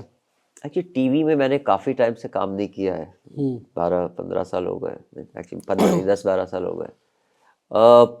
तो मुझे अभी इतना आइडिया नहीं है कि एंटरटेनमेंट साइड और नॉन फिक्शन टेलीविज़न लाइफस्टाइल में क्या हो रहा है, किस हद तक हो रहा है। मेरे जो हार्डकोर इन डेप्थ एक्सपीरियंस थे वो 2000 से लेके करीब 2010-12 तक के हैं। लेकिन ओटीटी ऑफ कोर्स गेम बदल रहा है, लेकिन वो भी एक बहुत ही इंटरेस्टिंग डिस्ट्रप्शन से गुजर रहा है, क्योंकि अमेजोन और एप्पल जैसी कंपनीज को ओटीटी से पैसा कमाने की ज़रूरत नहीं है। उनके बाकी अपने ई कॉमर्स वगैरह से इतना पैसा कमा रहे हैं, आईफोन सेल्स वगैरह से, ये उनका सिर्फ एक मार्केटिंग बजट हो सकता है। जबकि नेटफ्लिक्स को पैसा एंटरटेनमेंट के थ्रू ही कमाना है, जो कि अभी तक वो नहीं कर पा रहा है। एप्पल का क्या कि अपने इकोसिस्टम में रखना है उसको, कि भाई आप एप्पल म्यूजिक में एप्पल सुने, एप्पल पॉडकास्ट पे पॉडकास्ट सुने, तो मैं आपको एक एप्पल टीवी दे दूंगा, उसमें बेशक मेरे ना है, लेकिन अगर मेरा 10 बिलियन में कमा रहा हूँ पर साल, इसमें 1 बिलियन मैंने डाल दिया, कुछ भी नहीं। अमेजोन का तो पूरा उनका तो ई कॉमर्स का, तो अमेजोन प्राइम को आप वो फ्री दे देंगे अगर आप अमेजोन पे शॉपिंग करें, तो उस अपने इकोसिस्टम। तो ये बहुत बड़ा एक्चुअली एक डेंजर होता है जब कंपनीज इतनी बड़ी और पावरफुल हो जाती हैं, वो ऐसी चीजें फ्री दे सकती हैं जो बाकियों के लिए एक बेस फंडामेंटल रेवेन्यू जनरेशन का प्लान हो। तो आई थिंक इसमें भी आपको बहुत डिसरप्शन मिलेगी। अभी तो बहुत सा पैसा जा रहा है इसमें, लेकिन एंटरटेनमेंट साइड में लाइक पर्सनली मुझे लगता है क्योंकि मैं फिल्मों का बहुत शौकीन हूँ अच्छा। कि फिल्में तो हमेशा रहेंगी, जैसे न्यूज़ भी हमेशा रहेगी। जब तक डेमोक्रेसी है न्यूज़ है, क्योंकि न्यूज़ के बिना डेमोक्रेसी नहीं चल सकती। अगर आप समझते हैं कि डेमोक्रेसी नहीं रहेगी दुनिया में फिर तब तो न्यूज़ नहीं रहेगी, हाँ लेकिन अगर आप समझते हैं डेमोक्रेसी रहेगी तो न्यूज़ का होना ही होना है, उसके बिना डेमोक्रेसी चल ही नहीं सकती। और सिमिलरली जब तक लोग कुछ लेवल ऑफ डेमोक्रेसी है, अच्छा सिनेमा होगा। अच्छा सिनेमा डेमोक्रेटिक देशों से ही आता है। हाँ मतलब ऐसा तो नहीं कि सबसे बढ़िया सिनेमा ये नॉर्थ कोरिया से आ रहा है, लेकिन आज के रशियन, एक ज़माना था जब रशियन बैले बहुत फेमस था, लेकिन हॉलीवुड और इंडियन सिनेमा, चाहे वो तमिल सिनेमा हो गया, मलयालम सिनेमा हो गया, हिंदी सिनेमा, ये क्योंकि लोग कहानियाँ सुनाना चाहते हैं, वो कहानियाँ आपको शायद ना अच्छी लगे, किसी और को अच्छी लगे। तो मैं सिनेमा और न्यूज़ दोनों में बहुत इंटरेस्टेड हूँ, मैंने दोनों में काम किया है। और मुझे लगता है it's an exciting place to be. Disruption चल रहा है, लेकिन डिसरप्शन के दौरान ही बेटर आइडियाज बढ़िया चीज़ें बनेंगी। कुछ ऐसे बुक्स या मूवीज या पॉडकास्ट स्पेसिफिकली एंटरप्रेन्योर्स के लिए जो आप रिकमेंड कर सकते हैं? और एंटरप्रेन्योर्स के लिए मैं तो बोलूँगा आप ऐसे लोगों की ऑटोबायोग्राफीज पढ़िए या बायोग्राफीज जिन्होंने दुनिया को हिला दिया है। ज़रूरी नहीं है कि वो बिजनेस वाले लोग ही हों, हालांकि वो भी हो सकते हैं। मैं हाईली रिकमेंड करूँगा लोग बापू की ऑटोबायोग्राफी और उनकी बाकी लाइफ भी पढ़ें। उससे आपको प्रेरणा मिलती है कि बॉस कॉन्फिडेंस क्या चीज़ होती है। बापू भी क्या थे, वो पॉलिटिकल स्टार्टअप उन्होंने फाउंड किया, मतलब Correct. उन्होंने बोला बॉस मैं यहाँ जा रहा हूँ चल के, हाँ जिसको आना है मेरे पेज आ जाओ, जिसको नहीं आना मत आओ। कॉन्फिडेंस है वो बॉस। आजकल लोग देखेंगे जी बाकी क्या बोल रहे हैं, अच्छा वो चलो हम उस तरफ चलते हैं। या आप स्टीव जॉब्स की बायोग्राफी पढ़ लीजिए। Correct. I think it is, हालांकि उसमें कुछ ऐसी चीज़ें उनके बारे में हैं जो मुझे बहुत शॉकिंग लगी। मतलब इनसेंसिटिव थे वो अपने बट ह्यूमंस हैं तो कॉम्प्लेक्स, लेकिन हाँ आपको वहां से भी पता चलता है भी। मतलब एक दौरान था जब वो एप्पल को 30% बेचने को तैयार थे बहुत कम पैसे के लिए। हाँ तो और कब वो निकाल दिए गए फिर वापस आए। आई think that is a fantastic biography. मुझे चे गुवेरा की बायोग्राफी जो भी बहुत, क्यूबन जो जी हाँ, हाँ वो आज रहे थे, वो it's been written by the former Time magazine Warren. उनका मैं अभी नाम बता देता हूँ क्योंकि ओके उनकी कई बायोग्राफीज हैं जिसका मैं जिक्र कर रहा हूँ। Che Guevara revolutionary life by Anderson Lee, Jon Lee Anderson. Okay ये बड़ी इंटरेस्टिंग है। अगर आप मार्टिन लूथर किंग पर अथॉरिटी बायोग्राफी नहीं, लेकिन आप उनकी किताब पर आपको एक प्रेरणा मिलती है कि क्या कॉन्फिडेंस क्या चीज़ होती है। और फिर आप अपने आप को कितने भी पाटे खा समझें, आपको रियलाइज होता है कि बस मेरा कॉन्फिडेंस ना बहुत कम है इनकी कम है। कंपैरिजन में। और अगर आपको कुछ स्पेक्टेकुलर करना है, आपको उस लेवल का कॉन्फिडेंस होना चाहिए। पॉडकास्ट, आई थिंक 2-4 पॉडकास्ट है जो आपको they keep you abreast of what is happening in the world. एक एनपीआर का प्लैनेट मनी पॉडकास्ट में कई साल से सुन रहा हूँ, वो बहुत आपको अच्छा आइडिया देता है कि दुनिया में इकोनॉमिक सिचुएशन में क्या हो रहा है। फ्रॉम लीमन जब उन्होंने शुरू किया था, जब क्रैश हुआ था, तब से लेके अब तक बहुत आपको अच्छी इंसाइट्स मिलती है। एक बहुत अच्छा पॉडकास्ट है द बिग फ्लॉप। वो है जो बड़ी बड़ी आइडियाज या कंपनीज या जो डूब गई। जो डूब गए, अच्छा बड़े फ्लॉप रहे, उनकी लर्निंग्स एंड ऑल। उनकी लर्निंग। तो I think you can see what was working there, what wasn't, क्यों फ्लॉप हाँ हुई। तो वो भी एक बहुत ही इंटरेस्टिंग है। और मतलब मैं ये एंटरप्रेन्योरियल या स्टार्टअप वालों वाला कंटेंट ज़्यादा कंज्यूम नहीं करता कि भाई how to make a good startup. मैं ये देखता हूँ कई लोग इस पर वो चलाते हैं। मेरा इंटरेस्ट रहा है हिस्ट्री में, इकोनॉमिक्स में, करंट अफेयर्स में। और मुझे लगता है कि आप वही कंटेंट अगर कंज्यूम करो, आपको एक जनरल अवेयरनेस हो जाती है। एंड एनी एडवाइस जो एंटरप्रेन्योरशिप की जर्नी शुरू करना चाहता है, आपने मल्टीपल चीज़ें की हैं, सक्सेसफुल भी हुए हैं। एक बार मैं आई थिंक बिट्स में मुझे बुलाया था एक टॉक देने उनके एनुअल इवेंट पे। अच्छा है एंटरप्रेन्योरशिप, लेकिन एंटरप्रेन्योरशिप को लेकर या स्टार्टअप्स को लेकर एक अलग सा एक मतलब आइडिया है यंगस्टर्स के दिमाग में कि बॉस ये ही है फाइनल फ्रंटियर सबसे बढ़िया चीज कर देगा. That's not true. It should be based on your, you should know your self. क्योंकि एक अलग सा वैल्यू, एक अलग सा एक what's the word I am looking for, भाई एंटरप्रेन्योरशिप एक एक अलग सी क्वालिटी है सबसे हट के कि भाई ये करना है. That's not true. आप as a manager, as an employ for other companies भी उतना ही योगदान दे सकते हैं जितना एज एन एंटरप्रेन्योर दे सकते हैं. आपको देखना है आप किस किस्म के आदमी हैं. नो योर सेल्फ, या औरत या महिला, कि अगर आप में वो इतना इमोशनल रेजिलियंस है या एग्जैक्ट आइडिया नहीं है कि ये करना चाहता हूँ, तो मैं कहता हूँ एक अच्छा मैनेजर एक बुरे एंटरप्रेन्योर से ज्यादा वैल्यूबल है. ओके. तो आप कहीं नौकरी कर लीजिए. तो जब मैं वहां गया, उस करीब आई थिंक 50-60 बच्चे बैठे होंगे क्लास में, सब एंटरप्रेन्योर बनना चाहते थे. वो ग्लैमराइज भी किया जा रहा है. हाँ. हाँ. तो एक वर्च्यू हो गया भाई, entrepreneurship is great but virtue. क्या इंडिया में जरूरी नहीं है, क्योंकि हम जॉब सीकिंग नेशन है, वी वांट कि एंटरप्रेन्योर ज्यादा होंगे तो कंपनीज बनेगी, इकोनॉमी श्योर बनेगी. श्योर, आई थिंक जो कर सकते हैं करें, लेकिन जो एक अनड्यू प्रेशर आजकल के जूमर्स बनाते हैं अपने आप पर कि भाई मैं एंटरप्रेन्योर बन रहा है. हाँ. अगर कुछ ऐसा आइडिया है, मतलब इट कैन नॉट बी भाई मैं एंटरप्रेन्योर बनना चाहता हूं, तो मैं सोचूंगा क्या करूंगा. हाँ. इंटरनल होना चाहिए rather than एक्सटर्नल. कि हाँ, हाँ इट शुड नॉट बी. तो आप देखिए कि अगर आप पहले कुछ सालों में किसी एक अच्छे प्रोफेशनल एंटरप्रेन्योर से के साथ काम करके कुछ सीख सकते हैं, फिर बाद में आप खड़ी कर लीजिए कंपनी, और ना भी खड़ी कीजिए, किसी की कंपनी के साथ आप ग्रो कीजिए. तो मैं बस बोलूँगा कि भाई एक entrepreneurship as a special virtue, उसको आप देखना बंद करो. आप अच्छा काम करो, और जहाँ भी करो, चाहे अपना काम करो या किसी और के ऑर्गेनाइजेशन में काम करो, इवेंचुअली अगर आप अपना यूथ, देखिए एक मतलब मैं एंटरप्रेन्योरशिप के बारे में तो कुछ खास ज्ञान है नहीं मेरे पास. अरे जो आपने है तो नहीं, सक्सेसफुल कंपनी बनाई तो ना फिर. लेकिन मैं आपको एक जनरल ज्ञान दे सकता हूँ जो मुझे हाँ. लगता है. आप जब आप मेरी उम्र के 50 साल के हो जाएंगे, तो आप क्या ऑफर कर सकते हैं किसी को? बस मेरे पास एक्सपीरियंस है. मैंने आप ये जो 10 आप सिचुएशंस बता रहे हैं ना, मैंने कई बार देखी है, तो मैं के साथ डील कर सकता हूँ. मैं इस उम्र में अपना स्टैमिना एज एन एसेट नहीं दे सकता आपको. करेक्ट. मैं 4 रात मैं नहीं रह सकता अवेक, क्योंकि मुझे वैसे ही डायबिटीज है और पचड़े हो जाएंगे. तो लेकिन जब मैं 21 साल का था, मधु मुझे काम देती थी, मैं घर नहीं जाता जब तक खड़ा नहीं कर सकता. मतलब एक मुझे याद है, बीबीसी के साथ हम एक पार्टनरशिप एक शो कर रहे थे. मैं मंडे गया सुबह, मैं थर्सडे रात को घर गया, और ये भी नहीं कि मैं चेंज लेके जाता था. अच्छा. वही अंडरगारमेंट्स, वही क्लोथ्स, 4 आप 60 साल की उम्र नहीं कर सकते. हाँ. तो हर टाइम में आपका एक अलग एसेट होता है. तो आजकल क्या होता है ना, कुछ बच्चे 21, 22, 23 साल के आते हैं और वो समझते हैं कि आपको उनके ज्ञान के लिए आपने उनको हायर किया है.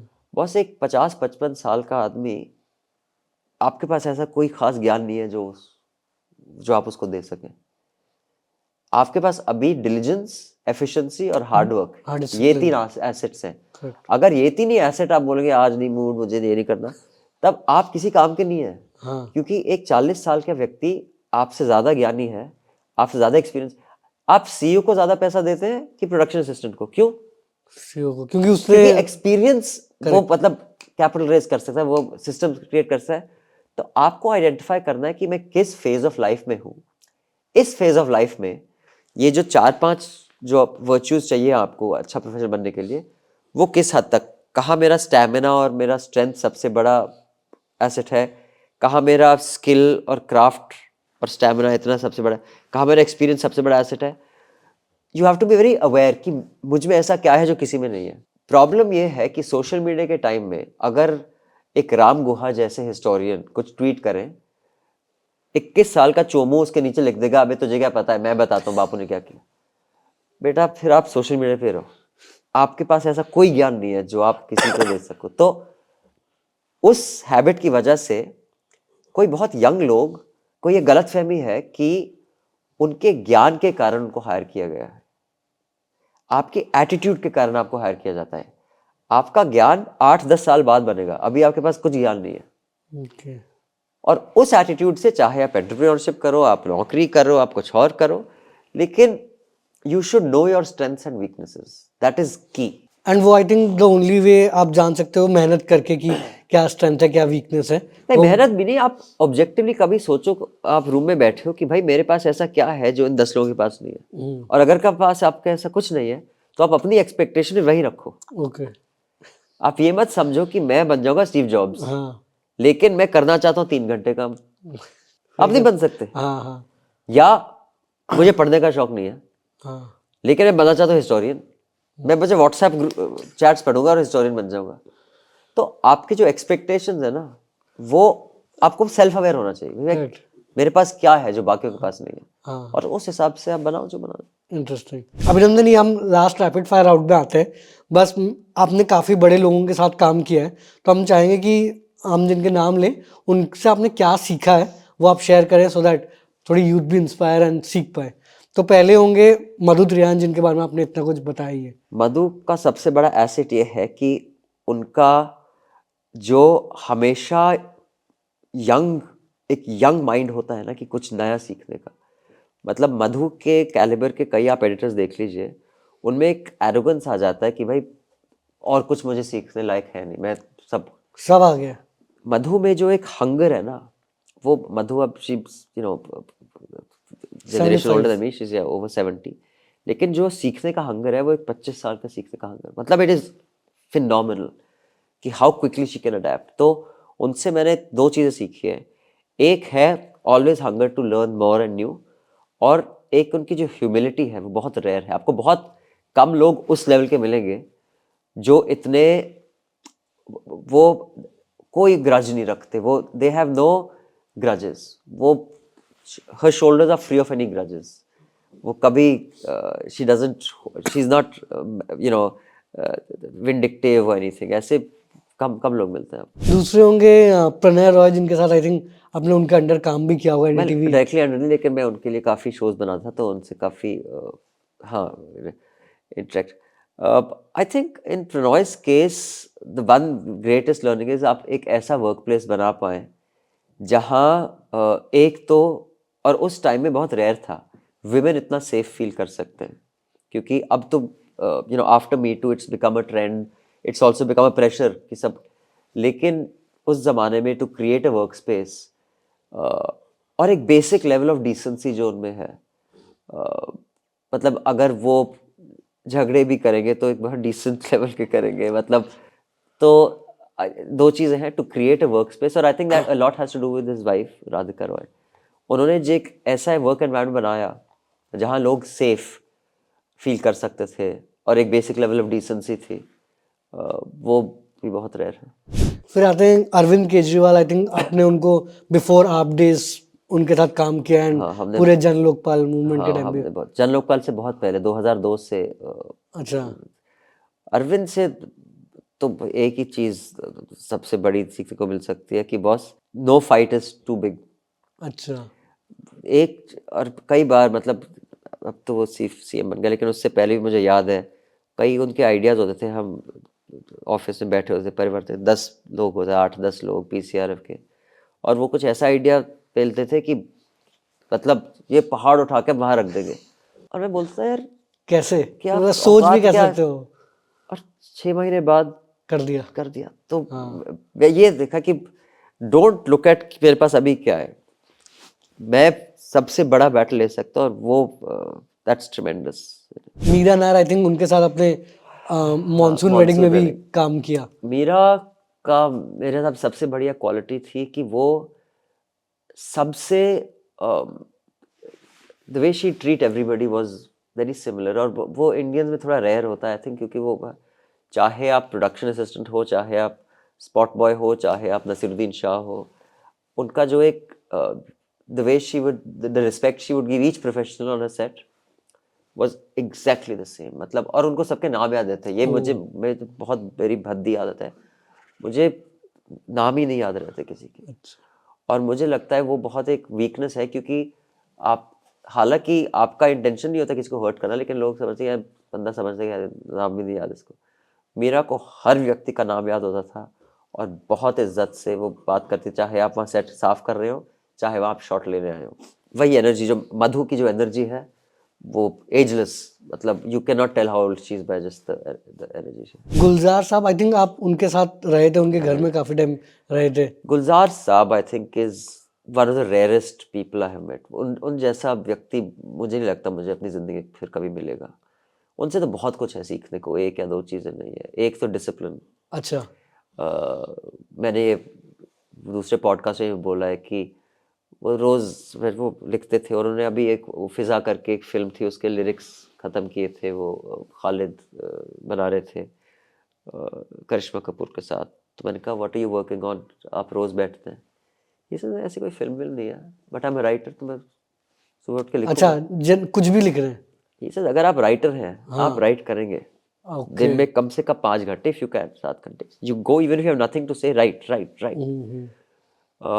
उनकी ह्यूमिलिटी, मतलब गुलजार साहब का जो नाम है वो राइटर्स की कैटेगरी में it will go down as one of the legends. मतलब 100 साल बाद भी लोग गुलजार साहब को याद है। लेकिन आप कभी वो घमंड अच्छा। नहीं देखते। और उनका जो एपेटाइट फॉर वही लर्निंग न्यू थिंग्स, मतलब कहीं ना कहीं से नागालैंड की पोइट्री उठा के लाएंगे, उसको ट्रांसलेट कर रहा हूँ मैं यहाँ से। मतलब जो उनका जज्बा है अपने absorb प्रोफेशन करने का, के प्रति। मतलब इट इज अ तपस्या। I mean his commitment to literature is a tapasya. So I think that is phenomenal about him. And आखिरी में मेघना गुलजार, उन्होंने तो राजी और इतनी बड़ी बड़ी मूवीज भी डायरेक्ट करी। मेघना, I was her AD on Monsoon on फिलहाल। अच्छा। तो मेघना इज अ परफेक्शनिस्ट, अनलाइक, मतलब मुझे इस रंग का कारपेट चाहिए तो इस ही रंग का कारपेट 19-20 भी नहीं हो सकता। ओके। मतलब जिस लेवल का ऑब्सेशन है उनका, जब वो शॉट लगा रही हैं या अपनी स्क्रिप्ट लिख रही हैं, या it is down to that level. And she is just tremendously hard working. And overall आप फिर न्यूज़ लॉन्ड्री का फ्यूचर क्या देखते हैं? अब आपने इतनी बात करी, तो आप इतने साल आपने काम किया, आप सीईओ भी हैं, तो इसका आप फ्यूचर क्या देखते हैं? आप आगे क्या करना चाहते हैं? इवेंचुअली न्यूज़ लॉन्ड्री कोई एंड तक चलाएंगे, या आपके भी और कुछ सपने या कुछ है? तो मेरे तो कई सपने हैं। मैं फुटबॉल में कुछ करना चाहता हूँ। Okay. स्पोर्ट्स का मेरा हमेशा बहुत शौक रहा है, तो अब सोचता हूँ कि उस जोन में भी करूँ कुछ। मैं एक फिल्म लिखना चाहता हूँ और बनाना चाहता हूँ। अच्छा। लेकिन देखते हैं, मतलब मुझे तो लगता है अब हमारे कई पार्टनरशिप्स हो रहे हैं, न्यूज़ लॉन्ड्री बढ़ेगा। तो मुझसे बहुत बहुत बढ़िया लोग भी इसको चलाने के लिए हैं, मुझसे ज़्यादा यंग लोग। अब मतलब जैसा कि मैंने बोला, after a certain age someone who's younger will be able to run this better. तो देखेंगे, but I think News Laundry is strong enough, it doesn't need me to run. Okay. अब वही है कि when we can have a kind of a plan where we get other people to run it, etc. But हाँ, मेरे सपने तो बहुत है, लेकिन सब पूरे होंगे नहीं। लेकिन जितने भी होंगे, I'm happy. I think God has been more than kind. I have got more than I deserved. So I don't have any dying hunger for anything. होता है, होता नहीं होता। तो अभिनंदन, थैंक यू, आपने इतना टाइम दिया, एंड होपफुली यंगस्टर्स को भी काफ़ी कुछ सीखने को मिला होगा, नए पर्सपेक्टिव भी मिले होंगे। आप भी होपफुली न्यूज़ लॉन्ड्री भी ग्रो करें, आपके जो कुछ सपने, चाहे फिल्म्स बनाने का या कुछ और करने का, वो भी सक्सेसफुल हो, and all the best for the future. Thank you Arnab, pleasure meeting you. Bye. तो दोस्तों, ये था पॉडकास्ट अभिनंदन सेकरी के साथ। आई होप आपको काफी कुछ सीखने को मिला होगा, नए पर्सपेक्टिव्स, नए इनसाइट्स भी जानने को मिला होगा। और आपको सबसे बेस्ट पार्ट कौन सा लगा, वो कमेंट्स में जरूर बताना। आगे हमको और कौन से एंटरप्रेन्योर्स को बुलाना चाहिए, वो भी सजेशन कमेंट्स में जरूर लिखना। और ये पॉडकास्ट अपने सारे बडिंग एंटरप्रेन्योर्स के साथ जरूर शेयर करना। और हम जल्द ही मिलेंगे ऐसे नए एंटरप्रेन्योर के साथ एक जबरदस्त पॉडकास्ट में। धन्यवाद।